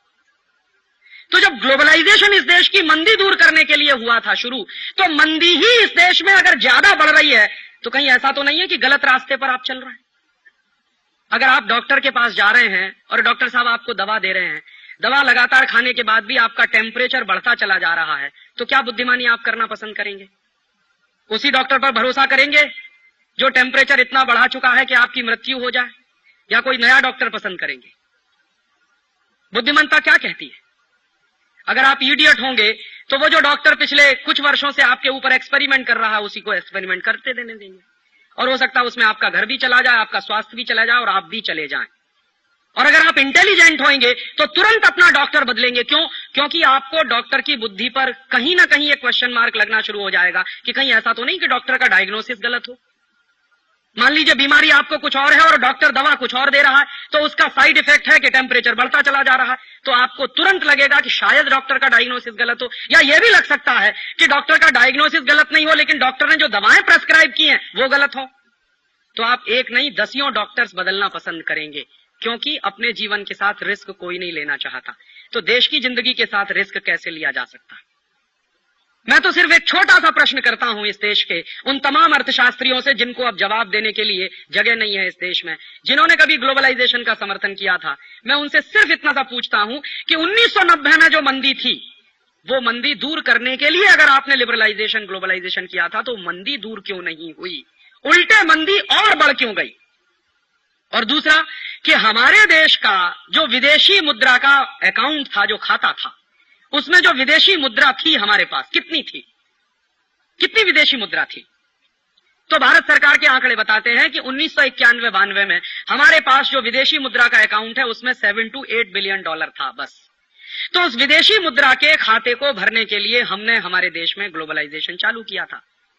तो मैं पूछना चाहता हूं कि पिछले 7 साल में हमारे विदेशी मुद्रा का खाता कितना भर गया? कितना भरा है खाता? तो अभी भारत सरकार के फिगर्स हैं, वो ये कहते हैं कि कम से कम इस समय हमारे देश के विदेशी मुद्रा खाते में $30 बिलियन जमा है। तो वो ये कह देते हैं कि $7 बिलियन था, अब हमने $30 बिलियन कर दिया, इसका माने $23 बिलियन ज्यादा आ गया। लेकिन प्रश्न ये है कि ये जो $23 बिलियन ज्यादा आया, ये आया कहां से? तो मुझको बहुत संतोष होता कि ये आया है, भारत का माल बेचा है विदेशी बाजारों में, उससे कमाई हुई है। बहुत अच्छी बात है, आपने $23 बिलियन की कमाई की है। लेकिन फिर मैंने जब एक बार पार्लियामेंट में सवाल पूछवाया, पिछला पार्लियामेंट जो डिसॉल्व हुआ, तो भारत सरकार का जवाब आया कि इसमें से अधिकांश आया है विदेशी कर्जे के रूप में। तो किस बात की पीठ ठोंके भाई आपकी? विदेशी कर्ज ले लिया है तो ये चुकाना भी पड़ेगा, ये आपकी कोई आमदनी तो है नहीं। और दूसरा भारत सरकार का ये कहना है कि इसमें दो चीजों से ज्यादा प्रमुखता से पैसा आया है। एक तो ज्यादा आया है विदेशी कर्जे के रूप में, और दूसरा है FCNR डिपॉजिट। माने हमारे देश में फाइनेंशियल मार्केट जो खोला गया और विदेशों की जो वित्तीय पूंजी आना शुरू हुई, जो फाइनेंशियल कैपिटल आना शुरू हुई, उस फाइनेंशियल कैपिटल के माध्यम से कुछ पैसा आया है। तो ज्यादा पैसा विदेशी कर्जे के रूप में है और बचा हुआ पैसा फाइनेंशियल कैपिटल के रूप में। तो मैं आपको जानकारी दे दूं कि ये फाइनेंशियल कैपिटल किसी की सगी नहीं होती। ये आज आपके मार्केट में है, कल आपके मार्केट से सिंगापुर चली जाएगी, परसों हांगकांग चली जाएगी, फिर थाईलैंड चली जाएगी, फिर टोक्यो भी चली जाएगी। ये किसी की सगी नहीं होती। फाइनेंशियल कैपिटल के बारे में बिल्कुल भरोसा नहीं किया जा सकता। और किसी भी देश के बाजार में अगर ज्यादा फाइनेंशियल कैपिटल आ गया तो इसका मतलब यह भी नहीं है कि उस देश में उत्पादकता बढ़ गई है। फाइनेंशियल कैपिटल माने सट्टा बाजारी में पूंजी ज्यादा आ गई आपके मार्केट। और अगर सट्टा बाजार में, शेयर बाजार में कुछ ज्यादा पूंजी आ गई है बाजार में, तो उससे ना तो उत्पादन बढ़ने के संकेत मिलते हैं, ना तो उससे रोजगार बढ़ने के संकेत मिलते हैं, ना उससे देश का GDP बढ़ने का संकेत मिलता है, ना उससे देश का एक्सपोर्ट बढ़ने का संकेत मिलता है। वो तो जुए का लक्ष्मी है, जुए की पूंजी है। वो आज आपके पास है, कल किसी और के पास चली जाएगी। फाइनेंशियल कैपिटल तो अपना मार्केट ढूंढती रहती है, और जो आई वो जाना शुरू भी हो गई है। जिस दिन से फाइनेंशियल कैपिटल हिंदुस्तान में से जाना शुरू हुई है, उसी दिन से हिंदुस्तान का शेयर बाजार जमीन पर धराशायी है। एक एक महीने में कितनी फाइनेंशियल कैपिटल भारत से जा रही है। नवंबर के महीने में बॉम्बे स्टॉक एक्सचेंज के आंकड़े बताते हैं, नवंबर 1997 में 500 करोड़ की फाइनेंशियल कैपिटल यहां से गई है एक ही महीने में। कैपिटल दो तरह की होती है, एक तो जिसको मैं असली कैपिटल मानता हूं और एक उसको नकली कैपिटल। ये फाइनेंशियल कैपिटल वो नकली कैपिटल है, जिससे देश का न तो उत्पादन बढ़ता है, न देश में रोजगार बढ़ता है, न देश का GDP बढ़ता है, कुछ भी फायदा नहीं होता। और असली कैपिटल होता है तो शायद उससे देश का कुछ फायदा होता है। तो असली कैपिटल का हुआ क्या? मैं अपनी बात नहीं कह रहा, 3 दिन पहले का नवभारत टाइम्स आप उठा के देख लीजिए, आज से ठीक 3 दिन पहले का। तो उसमें भारत सरकार के उद्योग मंत्रालय की तरफ से एक विज्ञप्ति छपी है। क्या विज्ञप्ति छपी है? उसमें उद्योग मंत्रालय कह रहा है कि पिछले 7 साल में हमने जितने एग्रीमेंट साइन किए विदेशी पूंजी भारत में लाने के, उसमें से सिर्फ 1/4 विदेशी पूंजी आई है। माने जितने प्रपोजल सैंक्शन हुए हैं पिछले 7 वर्षों में फॉरेन इन्वेस्टमेंट के, उन प्रपोजल्स में 25% प्रपोजल्स एक्चुअल इन्वेस्टमेंट में कन्वर्ट हो पाए हैं। पूंजी आई कहां है फिर मार्केट? आपने तो ढोल पीटा था कि पूंजी लेके आएंगे इस देश में, पूंजी क्यों नहीं आई आपके पास? और सच्चाई यह है कि जब इस देश में ढोल पीटा जा रहा था कि विदेशी पूंजी आएगी, विदेशी पूंजी आएगी, विदेशी पूंजी आएगी, और यह तर्क दिया जाता था, हमारे देश में कुछ अर्थशास्त्री यह तर्क भी देते हैं कि बाहर से इन्वेस्टमेंट के रूप में पूंजी आए वो ज्यादा अच्छा है बनिस्बत कर्जे में ली गई पूंजी के।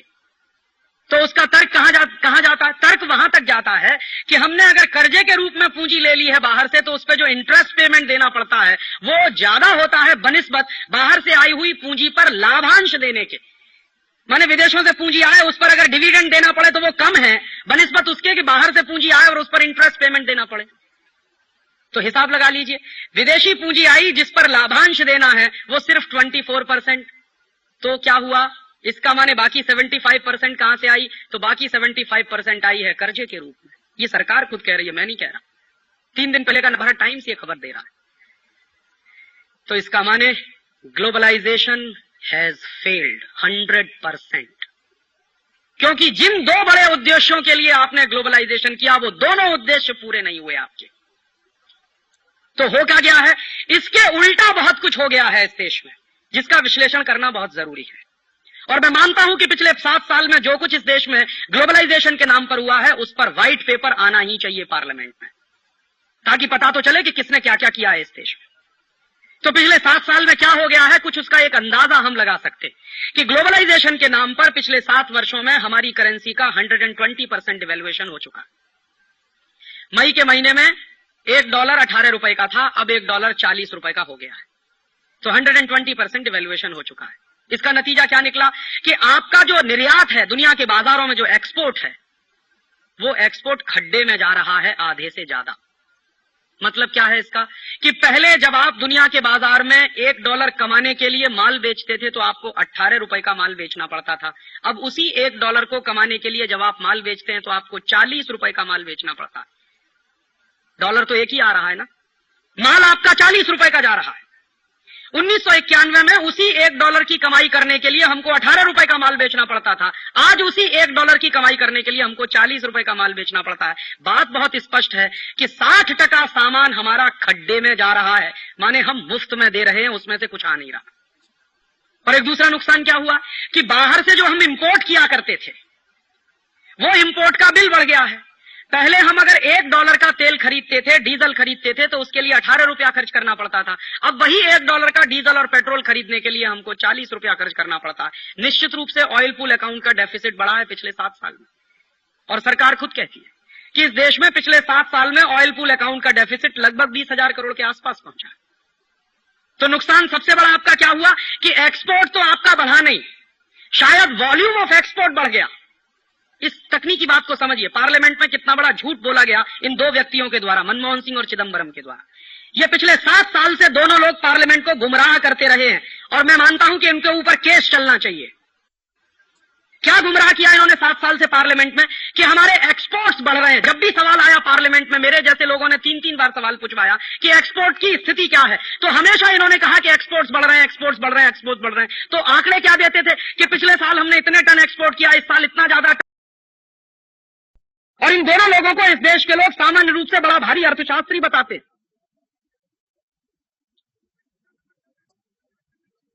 अब ये इंटेलेक्चुअल प्रोस्टिट्यूशन है कि अर्थशास्त्र है,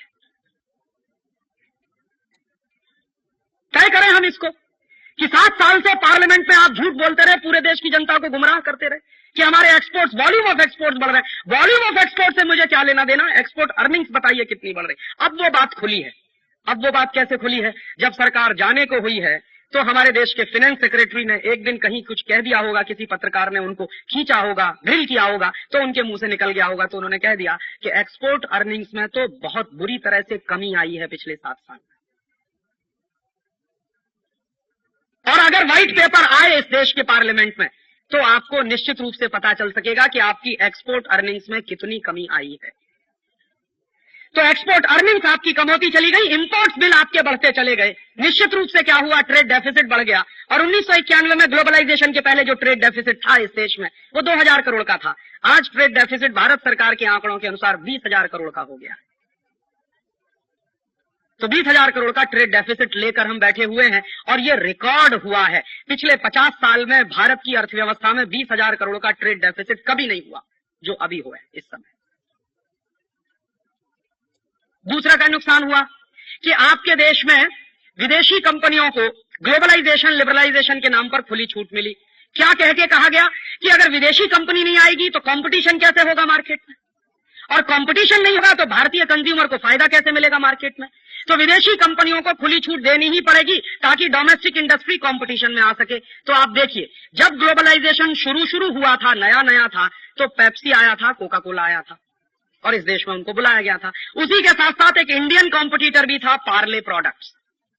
तो उसका थम्स अप था मार्केट में, उसका लिम्का था मार्केट में, कोका कोला था मार्केट में, और लहर पेप्सी था मार्केट में। तो 2 बाहर से आई हुई कंपनियां थी और एक इंडियन कंपनी थी। और इंडियन कंपनी पार्ले प्रोडक्ट्स तो बहुत बड़ी है, इसके साथ साथ कैंपा भी था, चरणजीत सिंह वाला 777 जो बेचा करता था। और कैंपा के साथ साथ एक और था, गोल्ड स्पॉट। भले ही छोटी कंपनी थी लेकिन मार्केट में कॉम्पिटिटर के रूप में तो उनकी हैसियत थी ही। तो क्या हुआ कि नया जब ग्लोबलाइजेशन शुरू हुआ था तो ऐसा माना जाता है कि उस समय कंपटीशन नहीं था। कंपटीशन तो तब होगा जब मल्टीनेशनल को खुली छूट मिलेगी। तो उस समय क्या होता था, आप प्राइसिंग में पैरिटी करके देख लीजिए। हिंदुस्तान में जब पेप्सी नया बिकने के लिए आया, कोका कोला नया बिकने के लिए आया, तो उस समय पेप्सी की बोतल बिकती थी 3.25 रुपए की, 3 रुपए 25 पैसे की पूरे देश में। कोका कोला भी 3.25 रुपए का था। और थम्स अप उस समय 3.5 रुपए का था, तो थम्स अप वाले को भी अपने दाम कुछ कम करने पड़े, उसने भी 3.25 रुपए का किया। तो पेप्सी 3.25 रुपए का, कोका कोला 3.25 रुपए का, गोल्ड स्पॉट भी 3.25 रुपए का, माने नॉर्मल 3 रुपए 25 पैसे से 3 रुपए 50 पैसे के रेंज में सभी बोतलें बिका करती थी इस देश में। फिर क्या हुआ, चूंकि विदेशी कंपनियों को खुली छूट है, उन्होंने मार्केट में इंडियन कंपनियों को टेक ओवर करना शुरू कर दिया, जैसे साउथ कोरिया में हुआ। साउथ कोरिया की बड़े बड़े पब्लिक सेक्टर और वहां के प्राइवेट सेक्टर की कंपनियों को जिस तरह से अमेरिकन कंपनियों ने टेक ओवर किया, वैसे ही भारत में भी शुरू हो गया। तो क्या हुआ, एक दिन हमको अखबार में खबर मिली कि पूरा का पूरा पार्ले प्रोडक्ट चला गया कोका कोला के कंट्रोल में। अब आप जरा इस बात पर ध्यान दीजिए कि पेप्सी और कोका कोला अगर इस देश में कंपटीशन करने के लिए आए थे, तो उन्होंने पार्ले को टेक ओवर क्यों किया? अगर आप मानते हैं कि वो बहुत बड़े कॉम्पिटिटर हैं, तो पहलवान बनकर कुश्ती लड़ते भारत के बाजार में आके, और पार्ले भी चलता, गोल्ड स्पॉट भी चलता, पेप्सी भी चलता, कोका कोला भी चलता, तभी तो मैं मानता कि कंपटीशन है। तो मेरे मन में अक्सर यह प्रश्न उठता है कि अगर वो कंपटीशन करने आए तो उन्होंने क्यों टेक ओवर किया पार्ले प्रोडक्ट को? और भारत सरकार अगर ये कहती है कि हम कंपटीशन चाहते हैं मार्केट में, तो भारत सरकार ने क्यों टेक ओवर होने दिया पार्ले प्रोडक्ट को? क्योंकि यह बात तो भारत सरकार भी जानती थी कि अगर पार्ले चला जाएगा तो उनके सामने कोई कॉम्पिटिटर नहीं रहेगा। गोल्ड स्पॉट की कोई औकात नहीं थी, कैंपा की कोई औकात नहीं थी, चिरंजीत सिंह पहले ही सरेंडर कर चुके थे उनके सामने, और वो तो तैयार बैठे थे कि अगर पार्ले जाता है तो हम भी किसी ना किसी कंपनी के साथ कोई ना कोई ज्वाइंट वेंचर कर लेंगे। तो हुआ क्या, कंपटीशन के नाम पर मल्टीनेशनल की मार्केट में मोनोपोली एस्टेब्लिश हो, इसके लिए भारत सरकार ने खुली छूट दी और कोका कोला ने पार्ले को टेक ओवर कर लिया। पार्ले चला गया और मार्केट से धीरे धीरे जितने इंडियन कॉम्पिटिटर थे सब मार्केट से बाहर हो गए, या तो पेप्सी के कब्जे में चले गए या कोका कोला के कब्जे में चले गए। अब देखिए कितना कंपटीशन हो रहा है इस मार्केट में कि 3.25 रुपए में जो पेप्सी कोला बिकता था, अब वो 10 रुपए में हम पी रहे हैं और कह रहे हैं कंपटीशन हो रहा है मार्केट में, और झक मार के पी रहे हैं। क्योंकि दो ही चॉइस है, या तो पेप्सी पीजिए या कोका कोला पीजिए, और दोनों ही चॉइस आप करेंगे पैसा अमेरिका ही जाने वाला है। आपके लिए दो ही तो चॉइस है इस समय मार्केट में। आप कहेंगे मैं सिट्रा पीऊंगा, तो सिट्रा के नीचे देख लीजिए लिखा हुआ क्या है, कंट्रोल्ड बाय कोका कोला। आपको लगता है मैंगो फ्रूटी पीऊंगा, तो मैंगो फ्रूटी के नीचे देख लीजिए क्या लिखा हुआ है। कोई भी बोतल मार्केट में सॉफ्ट ड्रिंक की चाहे जिस नाम से बिकती हो आप पी लीजिए, पैसा आपका अमेरिका ही जाने वाला है। और मैं पूछना यह चाहता हूं आप सबसे कि 3.25 रुपए में जब पेप्सी बिकता था तब ज्यादा कंपटीशन था, या अब 10 रुपए में बिक रहा है तब ज्यादा कंपटीशन है? माने हमने ग्लोबलाइजेशन के नाम पर इंडियन मार्केट में मल्टीनेशनल को मोनोपोली बनाने की खुली छूट दी है। तो दूसरा बड़ा झूठ इस देश के लोगों से यह बोला गया है कि हम मल्टीनेशनल्स को बुला रहे हैं तो कंपटीशन होगा मार्केट में। आपने कंपटीशन के लिए नहीं बुलाया, आपने उनकी मोनोपोली एस्टेब्लिश करने के लिए मार्केट में बुलाया। ऐसे एक दूसरा उदाहरण आपको देना चाहता हूं कि ढेर सारी कॉस्मेटिक्स की अमेरिकन कंपनियां इंडियन मार्केट में आई हैं। उनमें सबसे बड़ी कंपनी है रेवलॉन, अमेरिका की सबसे बड़ी कॉस्मेटिक्स की कंपनी। उसको आपने मार्केट में खुली छूट दी है। तो क्या कंपटीशन था? जब रेवलॉन मार्केट में आया तो हिंदुस्तान लीवर भी था मार्केट में, जो आधा विदेशी आधा स्वदेशी मानता था। अब तो उनकी मेजॉरिटी इक्विटी हो गई है मार्केट में। और हमारे देश में जो सबसे बड़ा कॉम्पिटिटर था किसी मल्टीनेशनल के लिए, वो था लैक्मे, टाटा घराने का।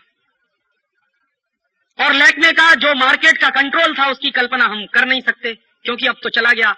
लैक्मे जो है एक जमाने में इंडियन कॉस्मेटिक्स के मार्केट में कम से कम 80% पे अपना अधिकार रखता था। तो मार्केट में आपने विदेशी कंपनियों को खुली छूट दी, झूठ ये बोला सारे देश के लोगों के साथ कि हम कंपटीशन करवाना चाहते हैं मार्केट में। और वो कंपटीशन करते करते करते करते एक दिन हमने अखबार में सवेरे ही सवेरे पढ़ा कि लैक्मे भी चला गया विदेशी कंपनी के कब्जे में। हिंदुस्तान लीवर ने उसको भी टेक ओवर कर लिया। तो फिर प्रश्न यही मन में आता है कि जब हिंदुस्तान लीवर मार्केट में था, रेवलॉन मार्केट में आया और हमारे देश का लैक्मे था, तब कंपटीशन ज्यादा था, या अब कंपटीशन ज्यादा है जब लैक्मे पूरी तरह से विदेशी हो गया? ठीक यही कोशिश हुई एशियन पेंट्स के साथ, वो कोशिश कामयाब नहीं हो पाई। आईसीआई कंपनी ने एशियन पेंट्स को टेक ओवर करने की पूरी कोशिश की, उसमें वो सफल नहीं हो पाए। एक भारतीय शेयर होल्डर के मन में थोड़ी राष्ट्रीयता पैदा हो गई, इसलिए उसने मना कर दिया कि नहीं बेचूंगा। ऐसे हालांकि कम लोग मिलते हैं इस देश में। तो वो कोशिश उनकी फेल हो गई। अदरवाइज तो इस देश की सबसे बड़ी प्राइवेट सेक्टर की सबसे बड़ी डोमेस्टिक कंपनी जो पेंट्स बनाती है, एशियन पेंट, वो चली गई होती आईसीआई के कंट्रोल में। तो कंपटीशन हो कहां रहा है? मार्केट में तो मोनोपोली होती चली जा रही है। हम देख रहे हैं, हमारी आंखों के सामने मोनोपोली हो रही है। कंपटीशन देने वाला पहले कभी टॉम को हुआ करता था मार्केट में, वो टॉम को चला गया हिंदुस्तान लीवर के पेट में। तो कंपटीशन देने वाले इस देश में जो 36 बड़े इंडस्ट्रियल एम्पायर थे, वो तो जा चुके हैं पिछले 7 साल में विदेशी कंपनियों के पेट में। तो कंपटीशन हुआ है कि मोनोपोली एस्टेब्लिश हुई है मार्केट में।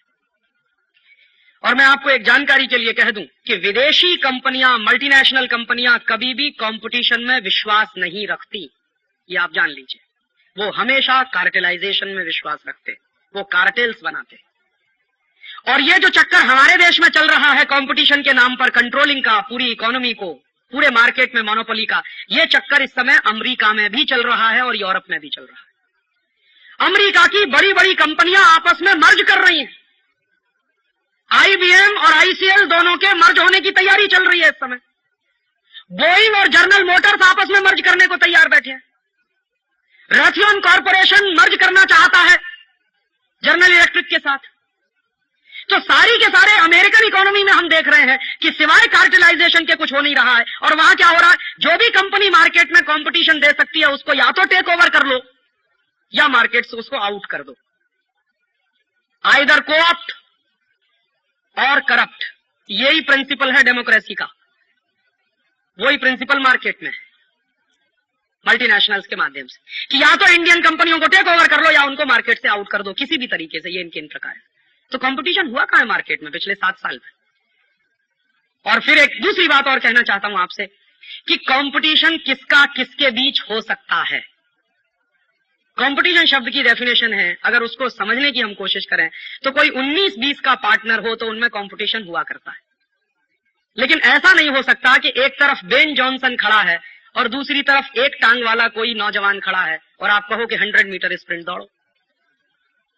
वहां कंपटीशन नहीं हुआ करता कभी भी। मैं कहना यह चाहता हूं कि एक तरफ तो दुनिया के 56, 60, 70, 75 देशों में व्यापार करने वाले मल्टीनेशनल्स हैं, जिनका एक साल का टर्नओवर भारत सरकार के नेशनल बजट से कई गुना ज्यादा है। और दूसरी तरफ हमारे देश की स्मॉल स्केल इंडस्ट्रीज हैं जो 50,000 में, 1 लाख में, 10 लाख में, 1 करोड़ में, 2 करोड़ में काम करती हैं। तो 1 करोड़ 2 करोड़ में काम करने वाला आदमी 500 करोड़ वाले के साथ कंपटीशन करेगा कि उसके पेट में समा जाएगा? कैसे संभव है ये तो आप कंपटीशन शब्द का बेइज्जती कर रहे हैं कहकर कि हमारे स्मॉल स्केल को उनके साथ कंपटीशन करना चाहिए। वो तो कभी संभव नहीं हो सकता। हाँ, संभव हो सकता है, हमारे देश के जो जायंट्स पब्लिक सेक्टर हैं वो कर सकते हैं कंपटीशन मल्टीनेशनल के साथ, उनमें ये ताकत है। और हमारे देश के जो बड़े पब्लिक सेक्टर मल्टीनेशनल से कंपटीशन करने की शक्ति रखते हैं, जिनकी ये क्षमता है, उन्हीं पब्लिक सेक्टर्स को जानबूझकर भारतीय बाजार से बर्बाद करने की चाल चली जा रही है। मैं आपको चैलेंज के साथ कहता हूं कि अमेरिका की एनरॉन कंपनी को अगर टक्कर दे सकता है तो बीएचईएल दे सकता। बीएचईएल में यह कुवत है कि वो एनरॉन को टक्कर दे सके। और बीएचईएल वालों का यह दावा है कि हमसे आप बिजली पैदा करवाओ तो ₹1.70 यूनिट में हम आपको देने को तैयार हैं। लेकिन बीएचईएल का आप प्रपोजल नहीं लेंगे, एनरॉन का लेंगे, क्योंकि वो ₹4.5 यूनिट में बिजली देने वाला है। और आप कहोगे कि बीएचईएल कंपटीशन करे एनरॉन के साथ, वो कैसे संभव है? छोड़ दो ना मार्केट में। अगर आप ये विश्वास करते हो कि कंपटीशन होना चाहिए मार्केट में, तो आपने टेंडर्स इनवाइट क्यों नहीं किए हिंदुस्तान के पब्लिक सेक्टर से? क्यों आपने एनरॉन के साथ एग्रीमेंट होने दिया? इस देश में हो जाने देते, टेंडर्स इनवाइट होने देते, जिसका सबसे लोएस्ट बिड निकलता उसको प्रोजेक्ट मिलता। वो तो हुआ नहीं इस देश में। कंपटीशन हो कहां रहा है इस देश में? कंपटीशन के नाम पर आपके मार्केट में मोनोपोली स्थापित करने की कोशिश की जा रही है। और हमको जितनी देरी से समझ में आएगा उतना ही इस देश का नुकसान बहुत ज्यादा हो चुका होगा, क्योंकि अब तक 36 बड़े इंडस्ट्रियल एम्पायर जा चुके हैं विदेशियों के कंट्रोल में। और अगले 2-3 साल यही चलता रहा तो जो बचे कुचे हैं वो भी चले जाएंगे विदेशियों के पेट में। और तीसरी एक बात और कहना चाहता हूं कि ये जो ग्लोबलाइजेशन, लिबरलाइजेशन हुआ, इसने भारत के बाजार में, जैसे मैंने आपसे कहा, बहुत लोग कहते हैं कि अमेरिका ने देखो कितनी फ्री बना दी है अपनी पूरी की पूरी इकोनॉमी। मैं आपको जानकारी दे दूं, अमेरिका में एंटी डंपिंग के जो कानून चलते हैं इस समय, वो दुनिया में सबसे शक्तिशाली माने जाते हैं। अमेरिकन मार्केट में कोई भी कंपनी डंप नहीं कर सकती। और अमेरिकी सरकार ने सबसे मजबूत डिपार्टमेंट इस समय कोई बनाया हुआ है तो एंटी डंपिंग का डिपार्टमेंट है उनके यहाँ। और एंटी डंपिंग का जो लॉ है अमेरिका में, वो अभी मैंने देखना शुरू किया है कि देखें उन्होंने क्या किया है अपनी डोमेस्टिक इंडस्ट्री के प्रोटेक्शन के लिए। तो आप पढ़ेंगे तो आपको थोड़ा सा चक्कर आ जाएगा कि जिस अमेरिका के बारे में आपको गलतफहमी से प्रचार किया जाता है कि वो फ्री इकोनॉमी में विश्वास करने वाला देश है, अमेरिका 100% प्रोटेक्शन की इकोनॉमी में विश्वास करता है। और उसका सबूत है कि उन्होंने अपने देश में एंटी डंपिंग का कानून जो कभी बनाया हुआ था, उन्होंने 40 साल पहले उसको रिन्यू किया है और उसको इतना सख्त बना दिया है कि दुनिया के कोई भी देश का माल अमेरिकन मार्केट में डंप नहीं हो सकता। और अगर आपने डंप करने की कोशिश की तो वो आपको सबक सिखा सकते हैं। फॉर एग्जाम्पल, एक बार हिंदुस्तान के स्कर्ट्स एक्सपोर्ट करने वाले लोगों ने अमेरिकन मार्केट में स्कर्ट्स को डंप करने की कोशिश की, तो अमेरिकी सरकार ने बहुत सख्ती के साथ अपने कानून का इस्तेमाल किया उसका। और उसका नतीजा क्या निकला? दो तरह से उन्होंने इस्तेमाल किया। एक तो पेनल्टी लगा दी जो इंडियन एक्सपोर्टर्स अमेरिकन मार्केट में काम करने वाले थे, दूसरा इंडियन स्कर्ट्स के बॉयकॉट का नारा भी दे दिया बिल क्लिंटन ने। और एक दिन बिल क्लिंटन ने वॉशिंगटन डीसी चौराहे पर इंडियन स्कर्ट्स की होली जला दी और पूरे अमेरिकन लोगों से कहा कि बॉयकॉट अमेरिकन स्कर्ट्स। क्यों? क्योंकि वो डंप कर रहे हैं हमारे मार्केट में। तो इंडियन एक्सपोर्टर सीधे हो गए, जो डंप करने की कोशिश कर रहे थे वो बिल्कुल सीधे हो गए। और अब अमेरिकी शर्तों पर यहां से स्कर्ट जा रहा है। और आपको मैं जानकारी दे दूं कि यहां से जितना स्कर्ट जा रहा है अमेरिका में, उसका कोटा फिक्स है। बहुत कम लोग ये बात जानते हैं। हिंदुस्तान से जितना बेस्ट क्वालिटी का टेक्सटाइल और कपड़ा अमेरिका में जाता है, यूरोप में जाता है, उसका कोटा फिक्स है। और आप उस कोटे से 1% ज्यादा नहीं डंप कर सकते उनके मार्केट में। एक तरफ अमेरिका हमसे ये उम्मीद करता है कि तुम तुम्हारा पूरा बाजार खोल दो, तुम अपनी डोमेस्टिक इंडस्ट्रीज को प्रोटेक्ट मत करो। दूसरी तरफ अमेरिका अपनी डोमेस्टिक इंडस्ट्रीज को प्रोटेक्ट करने के लिए कोटा सिस्टम आज भी चलाता है। और हमारे पास सबसे ज्यादा एक्सपोर्ट करने लायक है क्या? हमारे पास एक्सपोर्ट करने लायक सबसे ज्यादा अगर है तो या तो टेक्सटाइल है या हमारे पास कुछ प्राइमरी प्रोडक्ट्स हैं। दोनों ही स्थितियों में उन्होंने कोटा फिक्स कर रखा है, आप इससे ज्यादा कर नहीं सकते। और कैसे अमेरिकन इंडस्ट्रीज को प्रोटेक्ट किया है अमेरिकन गवर्नमेंट ने, उसकी समझ देखिए, सूझ देखिए कि भारत से कालीन निर्यात होता है, गलीचा, पता नहीं मराठी में उसको क्या कहते हैं मुझे मालूम, कारपेट। तो कारपेट हमारे देश से बेस्ट क्वालिटी का एक्सपोर्ट होता, अमेरिका में जाता, यूरोप में भी जाता। तो हमारे कारपेट ने जब वहां मार्केट बनाना शुरू किया तो अमेरिकन सरकार ने हल्ला मचाना शुरू किया कि इंडियन कारपेट बनाने में चाइल्ड लेबर लगता, इसलिए इसको बैन करो। तो चाइल्ड लेबर के नाम पर हमारे देश के कारपेट पर उन्होंने कोटा फिक्स कर दिया। और देखिए इनका दो मुहा चरित्र देखिए कि अमेरिका में अगर 14 साल का बच्चा फैक्ट्री में काम करता है और पढ़ाई करता है तो कहते हैं ये सेल्फ सफिशिएंट है, सेल्फ रिलायंट है। और मेरे देश में कोई बच्चा अपने मां बाप के साथ मिलकर कालीन बनाता है अपने घर में बैठ के तो कहते हैं चाइल्ड लेबर है। ये दोहरा स्टैंडर्ड देखिए। और आपको मैं जानकारी दे दूं, ILO की रिपोर्ट के अनुसार अमेरिकन इंडस्ट्रीज में इस समय लगभग 20 मिलियन बच्चे हैं जो काम कर रहे हैं, जिनकी उम्र 14 साल के आसपास है। कोई प्रश्न नहीं पूछता कि तुम्हारे यहां चाइल्ड लेबर है। वहां वो कहते हैं कि ये तो इकोनॉमिक सेल्फ डिपेंडेंट बच्चे हैं, सेल्फ सफिशिएंट है, सेल्फ रिलायंट है। देखो कितना काम करते हैं, अपने पेट का भी जुगाड़ करते हैं और पढ़ाई भी करते हैं। तो मेरे देश में जब कोई बच्चा करने की कोशिश करता है तो कहते चाइल्ड लेबर है। तो जहां मेरा एक्सपोर्ट ज्यादा हो सकता था अमेरिकन मार्केट में, क्योंकि मेरे पास कालीन बहुत अच्छी क्वालिटी का है, वहीं पर उन्होंने मार पीटना शुरू कर दिया। और फिर क्या कहना शुरू कर दिया कि इंटरनेशनल लेबर स्टैंडर्ड के अनुसार आपके यहां मजदूरी कम दी जाती है। तो आप जरा एक छोटी सी बात समझने की कोशिश करिए। दुनिया में कोई भी इंडस्ट्री जब चलती है तो उस इंडस्ट्री को चलाने के लिए जो सबसे महत्वपूर्ण चीजें होती हैं उनमें एक तो कैपिटल होता है, दूसरा लेबर होता है, तीसरा मैनेजमेंट होता है, चौथा रॉ मटेरियल्स होते हैं, रिसोर्सेज होते हैं, और पांचवा होती है विल पावर माने संकल्प शक्ति। तो किसी देश के पास कैपिटल ज्यादा है, किसी देश के पास नेचुरल रिसोर्सेज ज्यादा है, किसी देश के पास लेबर ज्यादा है, किसी देश के पास अपनी विल पावर ज्यादा, वगैरह वगैरह। तो ये तो पैरामीटर्स है ना किसी भी इंडस्ट्री को चलाने वाले। तो अमेरिका हमसे यह उम्मीद करता है कि आप अमेरिकन पूंजी के लिए भारत के बाजार को खुला छोड़ दीजिए। तो इसके पलट के मैं कहना चाहता हूं कि अमेरिका के पास चूंकि कैपिटल सरप्लस है तो मेरे पास लेबर सरप्लस है, तो अमेरिका अपना दरवाजा खोले मेरे लेबर्स को जाने के लिए। तभी तो ग्लोबलाइजेशन होगा, अदरवाइज ग्लोबलाइजेशन होने वाला कैसे है?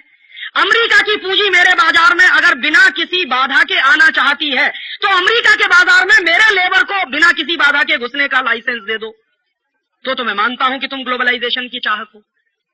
अदरवाइज ये कैसे संभव हो सकता है कि अमेरिका की पूंजी मेरे मार्केट में घुसती चली जाए और मेरे लेबर्स अगर अमेरिका में जाना शुरू करें तो उन पे इमिग्रेशन की पाबंदियां लगाना शुरू किया जाए? ये कैसे संभव हो सकता है?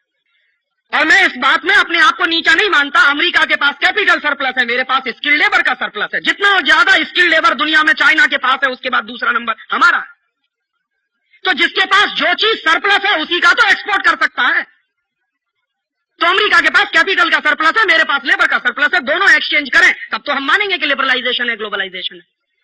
और आपकी जानकारी के लिए बता दूं कि अमेरिका ने अपने इमिग्रेशन के कानून बदलना शुरू कर दिया है, यूरोप ने भी शुरू कर दिया है। फ्रांस जैसे देशों में तो ये डिमांड शुरू हो गई है कि इंडियंस को बाहर निकालो। फ्रांस में एक बड़ा भारी नेता है जिसका नाम है जियो मारिया लापें। जियो मारिया लापें प्रेसिडेंट का कैंडिडेट है इस बार, और वो कुछ वोटों से हारा। अगर वो जीत गया होता इस बार फ्रांस के इलेक्शन में तो मार मार के इंडियंस को उसने बाहर निकाल दिया होता, जियो मारिया लापें ने। उसकी पूरी पॉलिटिक्स इसी पे चलती है कि फ्रांस को बर्बाद कर दिया एशियन लोगों ने, इंडियंस लोगों ने, क्योंकि सस्ते दाम पर वहां मजदूरी करने को तैयार हो जाते हैं। तो यहाँ के लोग चूंकि सस्ते दाम पर वहां मजदूरी करने को तैयार हो जाते हैं, इसलिए उनके मार्केट में उनकी जॉब अपॉर्चुनिटीज कम होती चली जाती है। तो वो एशियंस के खिलाफ है, इंडियंस के खिलाफ है।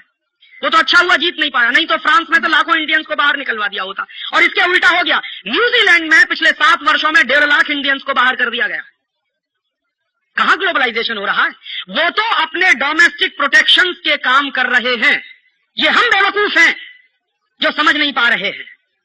वो अपनी डोमेस्टिक इंडस्ट्रीज को प्रोटेक्ट करने के लिए बराबर कानून बदलते चले जा रहे हैं, हमको समझ में नहीं आ रहा।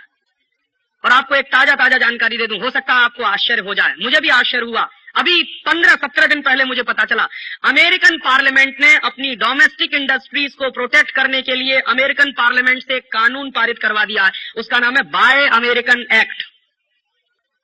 और मेरे एक दोस्त ने मुझको बताया कि मैंने तो उससे कहा कि बिना देरी किए हुए उस कानून की कॉपी मुझे चाहिए, मैं देखना चाहता हूं कि किया क्या है उन्होंने। और वो कानून की कॉपी मेरे पास आ गई है। और वो कानून पिछले 3 महीने से वहां डिस्कशन में था पार्लियामेंट में, अभी पारित हो गया। तो उस कानून को मैं आजकल पढ़ रहा हूं, तो कितनी चतुराई के साथ अमेरिका ने अपनी डोमेस्टिक इंडस्ट्रीज के प्रोटेक्शन की व्यवस्था की है। एक भी इंडस्ट्री अमेरिका ने ऐसी नहीं छोड़ी जो उस कानून की परिधि के बाहर हो। और उस कानून की प्रस्तावना में सबसे पहला वाक्य बहुत स्पष्ट कह दिया है कि चूंकि यह कानून अमेरिकन पार्लियामेंट से पारित हुआ है और अमेरिकन पार्लियामेंट सॉवरेन है, इसलिए कोई भी इंटरनेशनल लॉ इस कानून को बदलवा नहीं सकेगा। बात खत्म हो गई, किस्सा ही खत्म कर दिया उन्होंने। माने कभी हमारे जैसे देश WTO में जाएं, गेट में जाएं, उनकी शिकायत करें और शिकायत के आधार पर अमेरिकन डोमेस्टिक लॉज को बदलवाने की कोशिश करें, तो उन्होंने बिल्कुल स्पष्ट लिखवा दिया कि हमारी पार्लियामेंट सॉवरेन है और इस पार्लियामेंट का पारित किया हुआ ये कानून है, इसलिए इसको कोई नहीं बदलवा सकता। और अपनी डोमेस्टिक इंडस्ट्रीज को प्रोटेक्ट करने की इतनी सुंदर व्यवस्था उन्होंने की है। तो मैं प्रश्न ये पूछना चाहता हूं कि अगर अमेरिकन पार्लियामेंट में बाय अमेरिकन एक्ट पारित हो सकता है तो इंडियन पार्लियामेंट में बाय इंडियन एक्ट क्यों नहीं पारित हो सकता?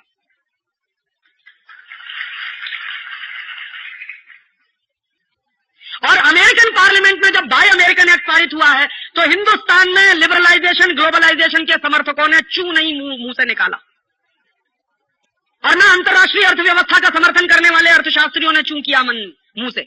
एक तरफ ये बात कहने वाले लोग हैं कि हम फ्री वर्ल्ड चाहते हैं, फ्री मार्केट चाहते हैं, फ्री इकोनॉमी चाहते हैं, दूसरी तरफ American parliament bye American act पारित करवा रही है।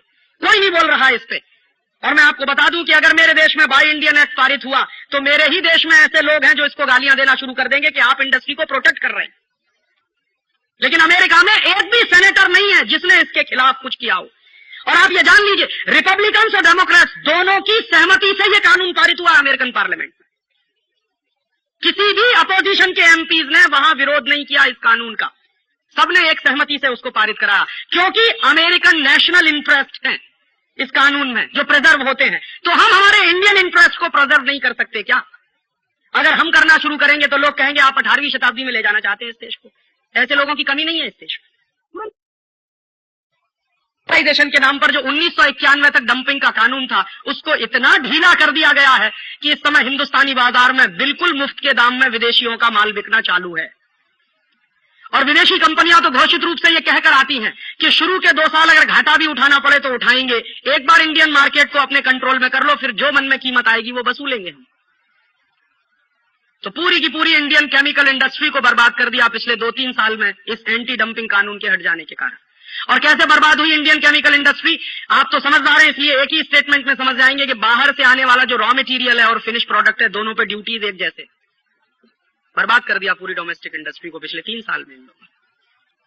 पूरी इलेक्ट्रॉनिक इंडस्ट्री को बर्बाद कर दिया इन्होंने, पूरी की पूरी पेपर इंडस्ट्री को बर्बाद कर दिया इन लोगों ने इस देश में। और अब अगले 2 महीने के बाद इस देश में टेक्सटाइल इंडस्ट्री बर्बाद होने जा रही है, क्योंकि अब ताइवान की कुछ कंपनियों को भारत सरकार ने लाइसेंस दे दिया है और वो आ रहे हैं इस देश में 20 रुपए में सिली सिलाई शर्ट बेचेंगे। करो कंपटीशन आप उनके साथ। और वो कैसे बेचेंगे ताइवान के लोग 20 रुपए में सिली सिलाई शर्ट, इस बात की गंभीरता को समझ लीजिए। कई लोग ये तर्क देंगे कि अगर वो 20 रुपए में बेच सकते हैं तो आप क्यों नहीं बेच सकते, तो समझिए कि वो क्यों बेचेंगे। ताइवान की सरकार एक्सपोर्ट में भयंकर सब्सिडीज देती है, और दूसरी बात, ताइवान की हर कंपनी को लोन मिलता है 3.5% के इंटरेस्ट पर। तो चूंकि ताइवान की गवर्नमेंट अपनी कंपनियों को एक्सपोर्ट में भयंकर सब्सिडीज देती है और 3-3.5% का उनका लोन है, इंटरेस्ट लोन है, हमारे देश की कंपनियों को इंटरेस्ट देना पड़ता है 14, 15, 16% और कभी कभी तो 20-25% तक चला जाता है। और भारतीय सरकार बिल्कुल समर्थन नहीं करती हमारी कंपनियों का। ताइवान की सरकार तो अपनी कंपनियों के पीछे खड़ी हुई है। हमारी सरकार तो अपनी कंपनियों को जितनी गालियां देनी होती हैं दे लेती है, क्योंकि इस देश में गाली देना स्वदेशी को ही सबसे ज्यादा आसान है। एक फैशन बन गया है स्वदेशी को गाली देना। अपने देश को गाली देना प्रोग्रेसिव होना माना जाता है, अपनी संस्कृति को गाली देना प्रोग्रेसिव होना माना जाता है, और स्वदेशी को गाली देना भी प्रोग्रेसिव होना माना जाता है। परेशानी तो इस बात की है इस देश में कि यहां जो अपने देश को जितनी ज्यादा गाली दे, जो अपनी संस्कृति को जितनी बुरी भली कह दे, जो अपने देश के स्वदेशी को जितना बुरा भला कह दे, वो उतना ही अधिक प्रोग्रेसिव, इतना ही बड़ा इंटेलेक्चुअल। ये तो डेफिनेशन है इस देश की। और जो यहां स्वदेशी का समर्थन करे, जो भारतीय संस्कृति का समर्थन करे, जो अपने राष्ट्र की बात करे, राष्ट्रीयता की बात करे, राष्ट्र धर्म की बात करे, वो कहते हैं ये सब 18वीं शताब्दी के भोंपू हैं। और इन बेवकूफों को मालूम नहीं है कि राष्ट्रीयता कभी भी 18वीं और 21वीं शताब्दी की नहीं हुआ करती। राष्ट्रीयता हमेशा नवीन होती है, चिर नवीन हुआ करती। और स्वदेशी कभी पुराना नहीं हुआ करता। स्वदेशी जितना जरूरी 18वीं शताब्दी में था उतना ही जरूरी 21वीं शताब्दी में भी है। नहीं तो अमेरिका को बाय अमेरिकन एक्ट नहीं बनाना पड़ता। बाय अमेरिकन एक्ट माने क्या? अमेरिका अपने देश में स्वदेशी को बढ़ाना चाहता है, सीधी सी बात। तो स्वदेशी जितना महत्वपूर्ण था 19वीं शताब्दी में उतना ही आज भी है, और ये कभी पुराना नहीं हुआ करता। कई बार आप ये गलत स्टेटमेंट मत करिएगा कभी भी गलती से कि हम 18वीं शताब्दी में जाना चाहते हैं। ये 18वीं शताब्दी में जाना नहीं है। शायद आने वाली 21वीं शताब्दी के यही 2 बड़े नारे होंगे, स्वदेशी और सेल्फ रिलायंस। और हो सकता है ये प्रोग्रेसिव होने की एक बड़ी निशानी माना जाए। हमारे यहां तो तकलीफ ये है कि हमको किसी को राष्ट्रीयता की बात भी सिखानी पड़ती है तो जापान का उदाहरण देना पड़ता है। इससे ज्यादा तकलीफ की बात और क्या होगी इस देश में, कि मुझे मेरे देश में किसी को राष्ट्रीयता सिखानी है तो जापान का उदाहरण देना पड़ता है, फ्रांस का पड़ता है, चीन का देना पड़ता है, फलाने का ढिमाके का। मैं मेरे देश के उदाहरण को देकर इस देश में राष्ट्रीयता नहीं सिखा सकता। ये प्रॉब्लम्स हैं इस देश की, सीरियस प्रॉब्लम्स हैं। और ये प्रॉब्लम सबसे ज्यादा इस देश में पढ़े लिखे लोगों में है, ये भी मैं आपको बता दूं। जो गांव में रहने वाला साधारण आदमी है वो तुरंत समझ जाता है कि राजीव भाई आप क्या कहना चाहते हैं, लेकिन जो जितना बड़ा डिग्री होल्डर है वो उतना ही ज्यादा तर्क करता है कि राजीव भाई आप कुछ कहना भी चाहते हैं कि नहीं कहना चाहते। पे भी इस देश में बहस हो सकती है, स्वदेशी पर भी बहस हो सकती है। ये वही वर्ग है इस देश में। और एक बात और कह दूं, ये वो वर्ग है इस देश में जो अंग्रेजों के साथ गुलामी में पला है, बड़ा हुआ है, अंग्रेजियत पे पला है, बड़ा हुआ है। तकलीफ इस वर्ग की ये है। और यही वर्ग था जो अंग्रेजों का सबसे ज्यादा समर्थक था इस देश में। इस देश में जिनको राय बहादुरी मिली है उन लोगों पर जरा नजर तो डाल लीजिए कि वो लोग कौन थे जो अंग्रेजों के राय बहादुर के तमगे लिए छाती पे लगा के घूमते थे। वो सब इंटेलेक्चुअल लोग थे हिंदुस्तान में। और अंग्रेजों के खिलाफ लड़ाई लड़ने वाला वो गांव का किसान था, मजदूर था। वही तकलीफ आज भी इस देश में है। हम देखते हैं, इस बात को समझते हैं, महसूस करते हैं। और अंत में आपसे 1-2 बात और कहना चाहता हूं कि ये जो ग्लोबलाइजेशन, लिबरलाइजेशन के नाम पर जो कुछ हो रहा है इस देश में, उस पर गंभीरता से आंखें खोलकर जो सच्चाइयां हैं उनको सामने लाकर विचार करने की कोशिश करिए। और अगर आपको लगता है कि हम किसी गलत रास्ते पर जा रहे हैं तो पूरी ताकत के साथ उसका विरोध करिए, नहीं तो आपकी ईमानदारी का कोई मतलब नहीं है। 7 साल बहुत होते हैं किसी भी देश में एक एक्सपेरिमेंट को चलाने के, और 7 साल में हमको पता चल गया है कि रिसेशन भयंकर है, बेरोजगारी भयंकर है। इस ग्लोबलाइजेशन के नाम पर प्लानिंग कमीशन के आंकड़े बताते हैं कि 1991 में गरीबों की संख्या 32 करोड़ थी, अब गरीबों की संख्या 40 करोड़ हो गई है। 8 करोड़ लोग ज्यादा गरीब हुए हैं पिछले 7 साल में। गरीबी में जो हिंदुस्तान जी रहा है, ग्लोबलाइजेशन उसके लिए नहीं है। ग्लोबलाइजेशन तो इस देश में विदेशी कंपनियों के लिए है। और कोई मुझसे पूछता है कि राजीव भाई, अगर आप जैसे विचार का आदमी ग्लोबलाइजेशन करे तो क्या चीज ध्यान में रखेगा? अगर मेरे जैसे आदमी को ग्लोबलाइजेशन करने की जरूरत पड़ी तो मुझे हिंदुस्तान के गरीब दिखाई देंगे और न्यूक्लियस में वो रहेंगे, ना कि विदेशी पूंजी और विदेशी कंपनियां। अगर हमको ग्लोबलाइजेशन करने की जरूरत भी पड़ेगी तो हमारे पैरामीटर्स क्या होंगे? हमारे पैरामीटर्स विदेशी पूंजी के नहीं होंगे, हमारे पैरामीटर्स विदेशी कंपनियों के नहीं होंगे। हमारे पैरामीटर्स में होंगे हिंदुस्तान के 40 करोड़ गरीबी की रेखा के नीचे रहने वाले लोग। ग्लोबलाइजेशन से तो आपने इस देश के गरीबों को जिंदा रहने का भी अधिकार छीन लिया है, क्योंकि इस ग्लोबलाइजेशन के नाम पर 50 पैसे किलो वाला नमक अब 8 रुपए किलो में बिक रहा है। करोड़ों गरीबों को इस देश में सिवाय नमक के रोटी खाने के अलावा कुछ दूसरी चीज सपने में भी नहीं आती है। आप जिस वर्ग से आते हैं, आप शायद तुअर की दाल खा सकते हैं, बासमती चावल खा सकते हैं, 2 सब्जियां खा सकते हैं। हिंदुस्तान में 40 करोड़ लोग तो रोटी से नमक मिलाकर या रोटी को मिर्ची के साथ मिलाकर खाते हैं। और उन 40 करोड़ लोगों में जिनके पास ऑन एन एवरेज एक दिन में खर्च करने के लिए 5 रुपया भी नहीं है, उनको अगर आप 8 रुपए किलो का नमक बेच रहे हैं तो आप ये कर क्या रहे हैं? ये ग्लोबलाइजेशन नहीं हो रहा है, ये इकोनॉमिक रिकॉलोनाइजेशन हो रहा है इस देश का। लेकिन मेरे देश में आजादी के 50 साल के बाद अब नमक पर इतना भयंकर टैक्स है कि 50 पैसे किलो वाला नमक 8 रुपए किलो में बिक रहा है और इस देश में कोई उफ नहीं कर रहा है।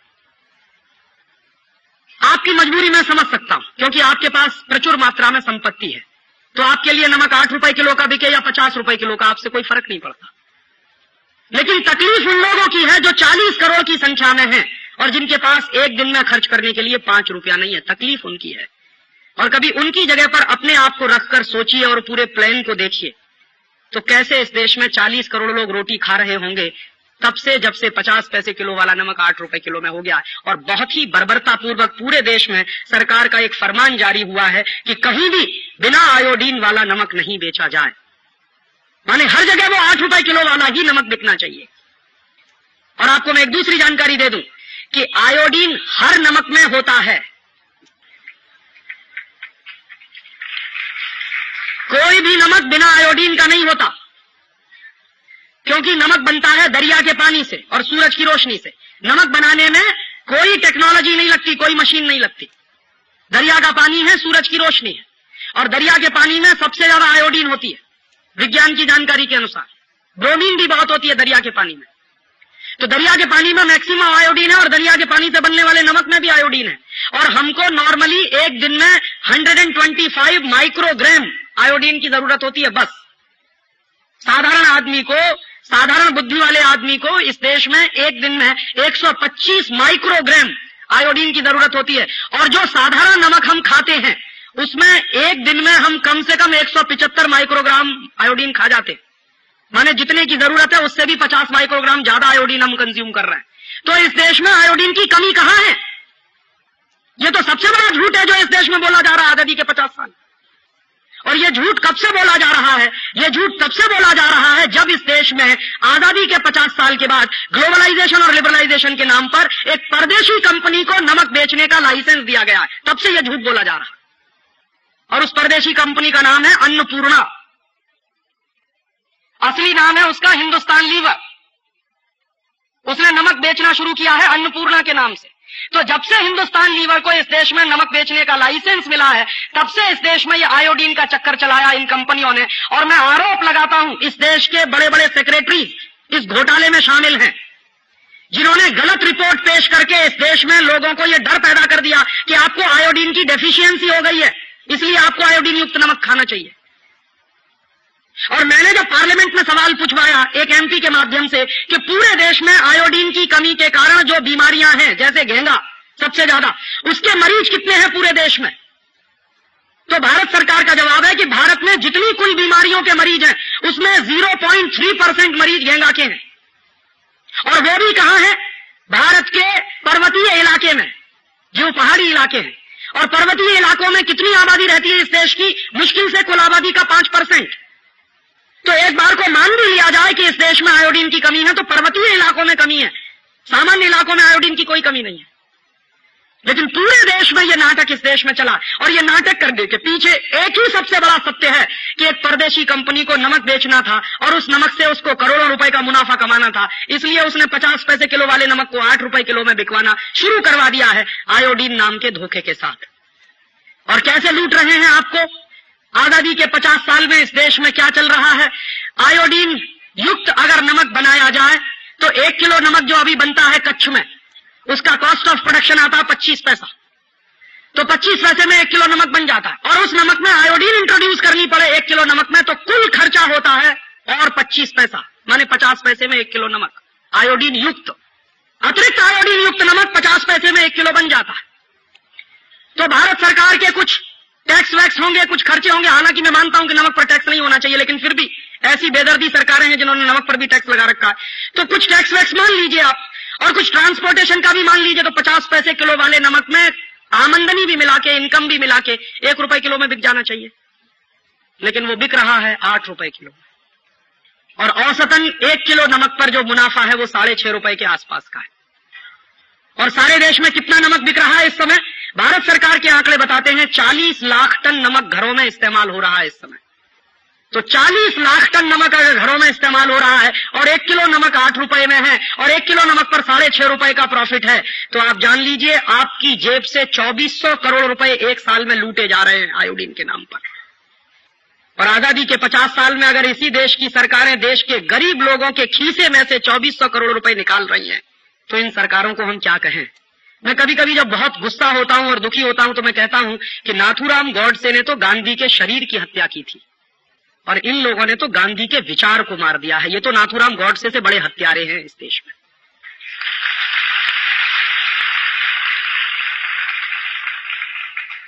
क्योंकि शरीर तो वैसे भी नश्वर होता है, आज रहेगा कल नहीं रहेगा, विचार महत्वपूर्ण होता है किसी भी आदमी का। और नमक सत्याग्रह इस देश में एक विचार था, क्रांति का एक प्रतीक था, हिला दिया था उस नमक सत्याग्रह ने पूरे देश को। और नमक पर टैक्स नहीं होना चाहिए, वो गांधी जी के दिल की तकलीफ थी, हिंदुस्तान के आखिरी आदमी के चेहरे को ध्यान में रखकर। और आज उसी देश में जहां 40 करोड़ लोग गरीबी की रेखा के नीचे रहते हो, उनको 8 रुपए किलो में आयोडीन युक्त नमक खरीदने को मिले, बाकी कुछ मिले या न मिले, और उन गरीबों को इस देश में 35 रुपए किलो का कांदा खरीदना पड़े, ये आजादी के 50 साल में इस देश की तकलीफ है। आखिरी बात चलते चलते कि आप में से कुछ लोगों के मन में फिर ये प्रश्न उठेगा कि राजीव भाई अब तो ये बर्बादी हो ही गई है, अब तरीका क्या है इसमें से। कहना चाहता हूं कि इसके सॉल्यूशंस हैं। माने ये जो व्यवस्था में हम फंस गए हैं, ये जो ग्लोबलाइजेशन में हम फंस गए, लिबरलाइजेशन में हम फंस गए, और जो बर्बादी आ गई है पिछले 7 साल से, इसको ठीक किया जा सकता है। कैसे ठीक किया जा सकता है? कुछ काम हमको करने पड़ेंगे इस देश में। कुछ काम होंगे जो शॉर्ट टर्म के होंगे और कुछ काम होंगे जो लॉन्ग टर्म की पॉलिसीज के रूप में होंगे। जो शॉर्ट टर्म पॉलिसीज हो सकती है देश में इस दुर्व्यवस्था को दूर करने के लिए, वो क्या हो सकती है, मैं आपके माध्यम से कहना यह चाहता हूं। ये अगर कोई प्रेस वाले हों तो इस बात को नोट करें कि क्या क्या करना चाहिए, तो इस देश का ये खत्म हो सकती है दुर्व्यवस्था।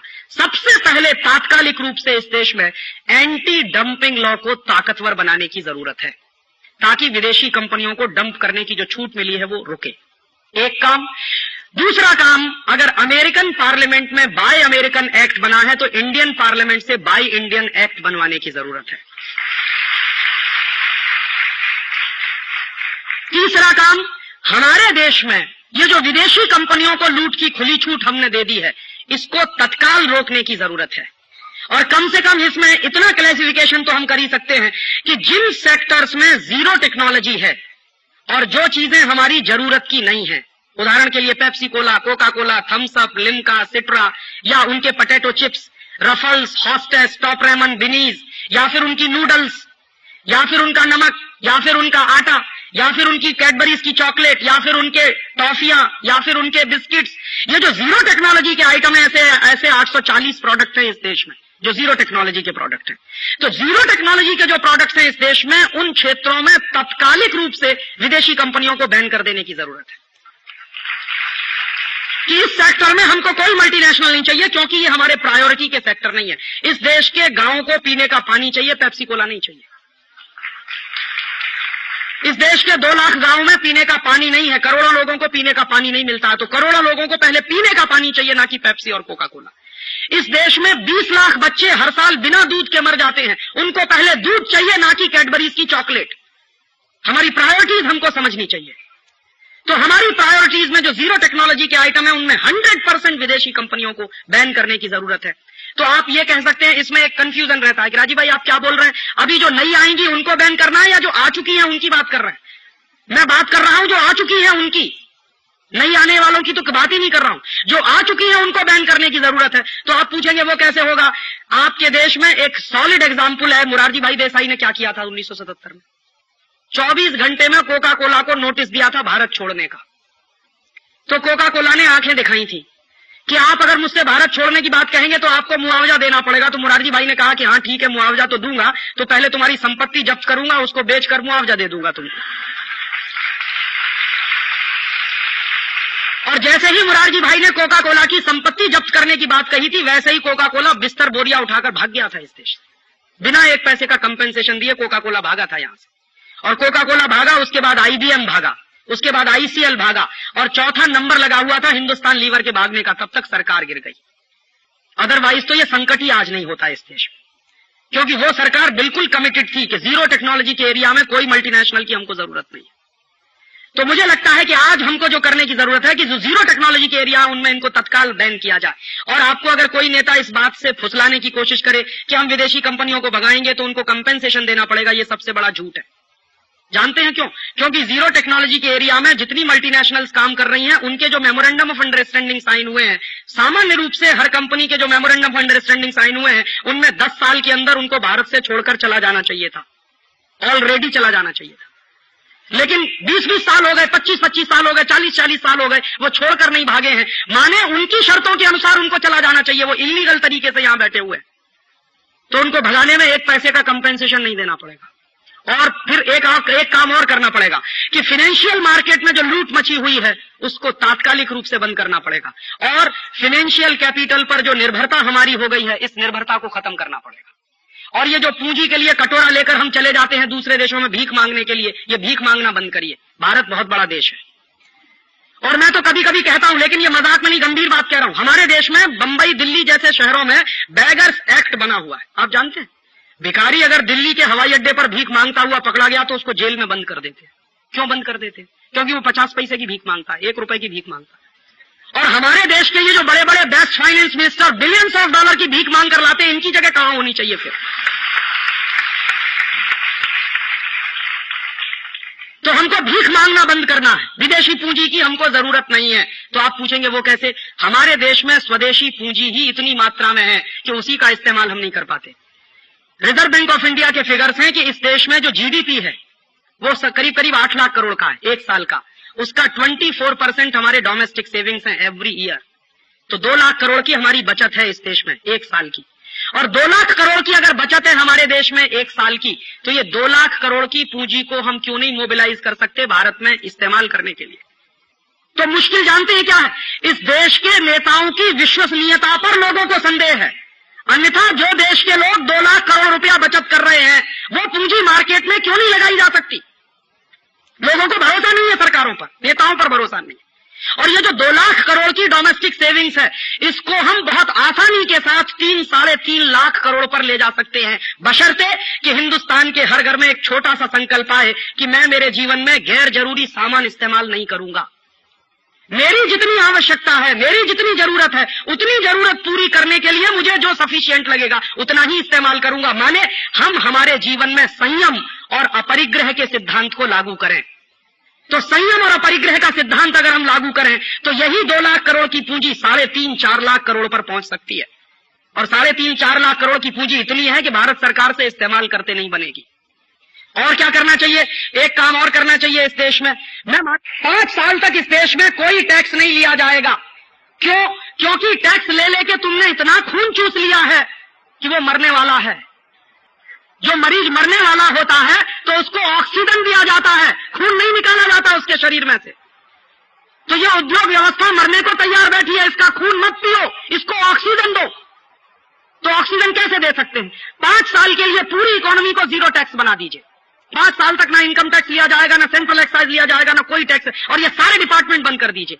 तो आप पूछेंगे सरकार का खर्च कैसे चलेगा? सरकार का खर्च बहुत आसानी से चल सकता है। कैसे चलेगा? हमारे देश में पिछले 50 साल में जितने घोटाले हुए हैं, उन घोटालों का पैसा विदेशी बैंकों में पड़ा हुआ है। और जानते हैं कितना पैसा पड़ा हुआ? हमारे देश के भ्रष्ट नेताओं ने जो घोटाले किए हैं, उसका 140 अरब डॉलर विदेशी बैंकों में पड़ा हुआ है। 140 बिलियन डॉलर विदेशी बैंकों में पड़ा हुआ है। और ये जो 140 अरब डॉलर विदेशी बैंकों में है, ये रुपए में अगर आप कैलकुलेट करें तो 5.5 लाख करोड़ रुपया बैठता। तो 5.5 लाख करोड़ रुपया जो विदेशी बैंकों में हमारे देश के घोटालेबाज नेताओं का पड़ा हुआ है, ये वापस भारत में आना चाहिए। तो कैसे आएगा? बहुत आसान रास्ता है इसका। पार्लियामेंट एक कानून बनाए। क्या कानून बनाए? कि जो घोटालों के माध्यम से पैसा देश के बाहर चला गया है, ये पैसा राष्ट्र की संपत्ति है, ये नेशनल प्रॉपर्टी है। ये अलग बात है कि नेताओं ने अपनी शक्ति का दुरुपयोग करके, घोटाला करके वो पैसा लूट कर विदेशों में जमा कर दिया, तो वो राष्ट्रीय संपत्ति है। और अगर हमारी पार्लियामेंट ये कानून बनाकर घोषित करे कि स्विस बैंकों में जितना पैसा भारत के नेताओं का पड़ा हुआ है वो सब राष्ट्रीय संपत्ति है, तो स्विस बैंकें वो सारे पैसे को आपको वापस करेंगी। क्यों? क्योंकि स्विस बैंकों का अपना कानून है कि वो नेशनल प्रॉपर्टी नहीं रख सकते, प्राइवेट प्रॉपर्टी रखते हैं हमेशा। और उनके यहां अगर ये कानून बना है तो इसका फायदा हमको उठाना चाहिए। स्विस बैंकों में ये कानून है कि वो नेशनल प्रॉपर्टी कभी नहीं रखते, और अगर रखी उन्होंने तो उनकी बहुत बदनामी होती है। तो वो प्राइवेट प्रॉपर्टी रखते हैं। तो उनको बताया जाए कि ये प्राइवेट प्रॉपर्टी नहीं है, ये नेताओं के बाप की कमाई का पैसा नहीं है, ये देश के लोगों के खून पसीने की कमाई का पैसा है जो यहां से लूट कर ले जाया गया है।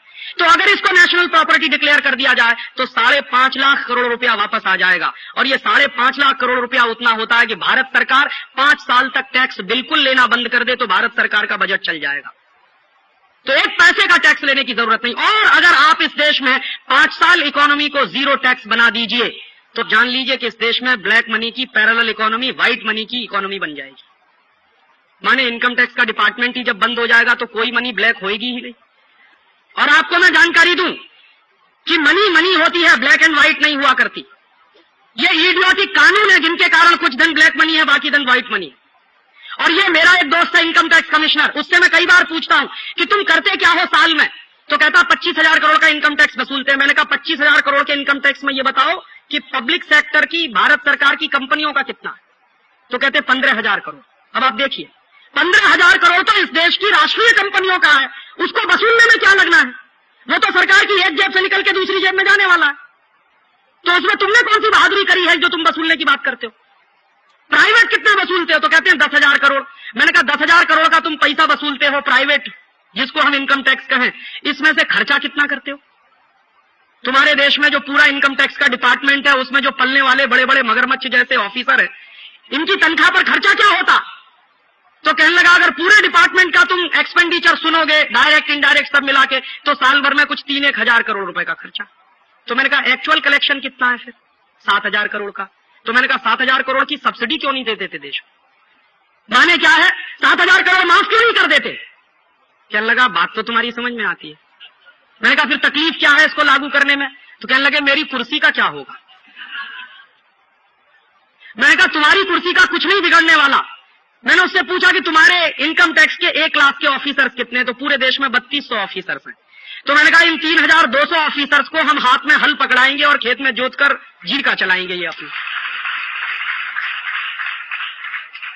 कहने लगा क्यों? मैंने कहा तुमको मालूम नहीं है कि कैपिटल फॉर्मेशन कैसे होता है?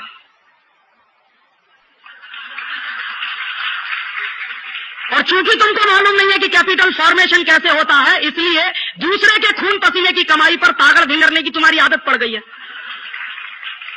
तो तुमको मालूम होना चाहिए कि कैपिटल फॉर्मेशन कैसे होता है। तो हल जोतो खेत में, जीविका मिल जाएगी इस देश में, क्योंकि धरती माता बहुत देती है। 2 जून की रोटी तो मिल ही जाएगी तुमको।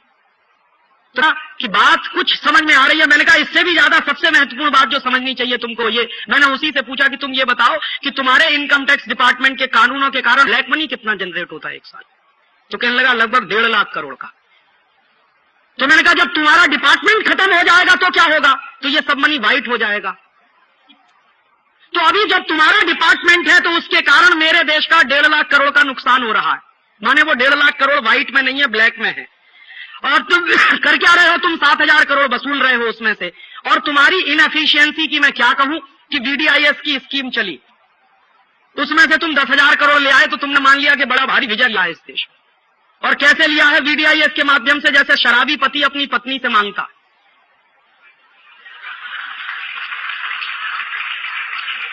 जो शराबी पति होता है वो अपनी बीवी के सामने जाके जानते हैं क्या कहता है कि आज दे दे शराब पीने के लिए, कल से नहीं मांगूंगा तुझसे।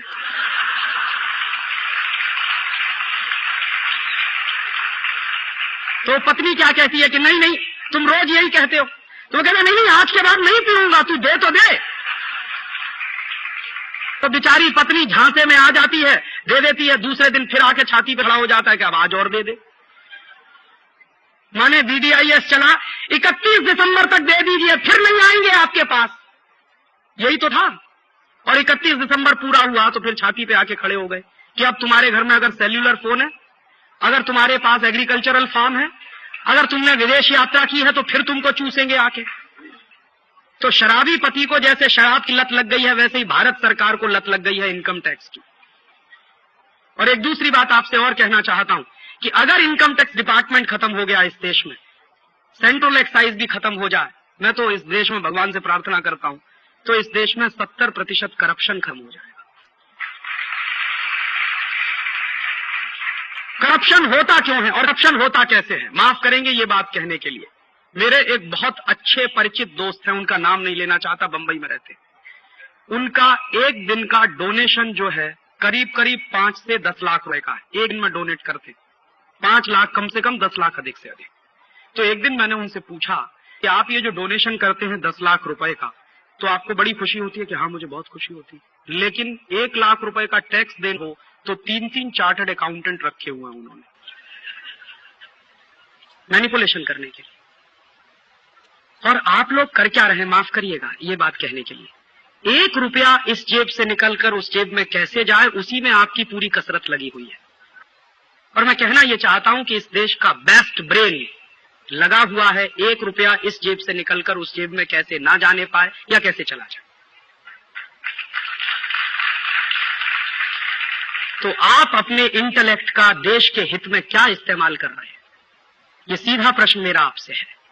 और आपको मैं एक जानकारी और दे दूं, ICS बनने में, IPS बनने में, IRS बनने में जितनी मेहनत नहीं लगती, उससे कई गुना ज्यादा मेहनत चार्टर्ड अकाउंटेंट बनने में लगती है। ये मैं जानता हूं। तो जो मेहनत आपने की है उसका देश को कुछ तो लाभ मिलना चाहिए। और इस पर आप अपने स्तर पे सोचिए कि हम हमारे इंटेलेक्ट का इस देश को क्या लाभ दे सकते हैं। तो मैंने उनसे यही पूछा था कि आप 10 लाख रुपए का डोनेशन दे देते हैं लेकिन 1 लाख रुपए का टैक्स नहीं देते। तो जानते हैं उन्होंने क्या कहा कि राजीव तुमको मालूम नहीं, भारत के धर्म शास्त्रों में लिखा है कि कुपात्र आदमी को 1 पैसे का भी दान नहीं देना चाहिए। तो ये भारत सरकार चूंकि कुपात्र है इसलिए मैं इसको 1 रुपया भी नहीं दे सकता। और जिसको मैं 10 लाख रुपया डोनेट कर रहा हूं उसके बारे में मुझे मालूम है कि ये कहां खर्च होने वाला है। मैं जो इनकम टैक्स देने वाला हूं मुझे खुद नहीं मालूम कि वहां कहां खर्च होने वाला है। मतलब ये है, मैं कहना ये चाहता हूं कि अगर इस देश में इनकम टैक्स डिपार्टमेंट बंद हो गया, सेंट्रल एक्साइज बंद हो गया, तो चिंता मत करिए, ये देश डूबेगा नहीं। मैं एक दूसरी बात कह रहा हूं कि भारत सरकार अगर टैक्स लेना बंद करके लोगों से दान मांगना शुरू करे तो रेवेन्यू कलेक्शन 3 गुना बढ़ जाएगा इस देश में। क्योंकि यहां दान देने की बहुत पुरानी परंपरा है, लेने वाले की पात्रता चाहिए।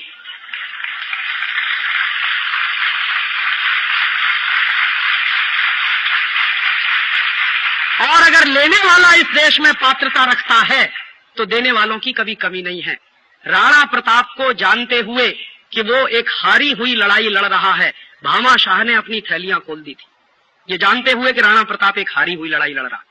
भामा शाह के सामने दोनों विकल्प खुले थे। अकबर ने संदेश भेजा था कि आप चाहो तो आपकी पूरी संपत्ति की मैं सुरक्षा कर सकता हूं, आप मुझसे मिल जाओ।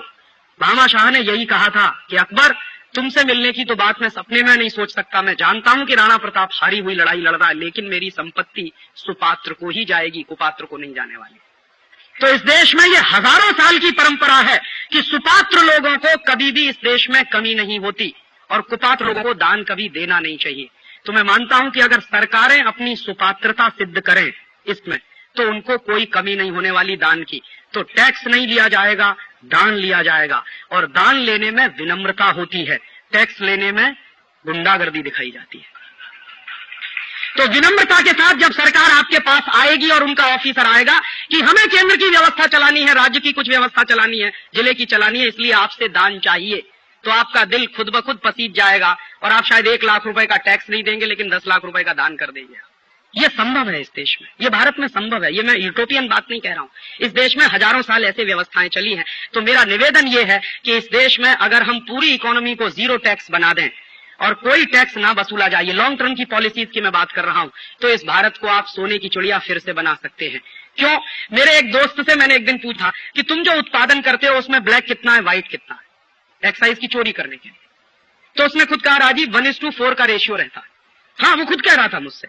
तो मैंने उससे ज्यादा इंटेलिजेंसी से एक दूसरी बात पूछी कि मान लो तुमको सेंट्रल एक्साइज का डर नहीं रहे तो उसने कहा शायद इससे भी ज्यादा हो सकता है।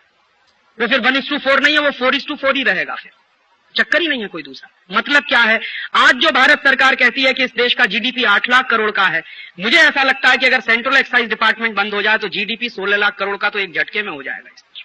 परेशानी क्या होने? तो परेशानी कहां है? परेशानी इस देश की व्यवस्था में है, जो अंग्रेजों ने बनाई थी आपको चूसने के लिए। वो व्यवस्था जब तक बदली नहीं जाएगी तब तक आप भारत को एक मजबूत आर्थिक देश नहीं बना सकते। तो तात्कालिक रूप से नीतियां क्या होनी चाहिए? तात्कालिक रूप से इस देश में नीतियां ये होनी चाहिए कि जो पिछले 7 साल में सत्यानाश हो रहा है जिन पॉलिसीज के कारण, उनको तत्काल रोकना चाहिए और एक नए रास्ते पे जाना चाहिए। और लॉन्ग टर्म की पॉलिसीज क्या होनी चाहिए? लॉन्ग टर्म की पॉलिसीज इस देश में इस टैक्सेशन के पूरे स्ट्रक्चर को खत्म कर देने की जरूरत है। और चलते चलते आपसे एक आखिरी बात कि ये होगा कैसे? कैसे संभव है ये संभव है इस देश में एक बड़ी वैचारिक क्रांति की मदद से। और वो बड़ी वैचारिक क्रांति करेगा कौन? वो आप करेंगे, वो मैं करूंगा। इस देश में वैचारिक क्रांति का एक आंदोलन चलाने की जरूरत है और उस वैचारिक क्रांति के आंदोलन में आप हम सब सहभागी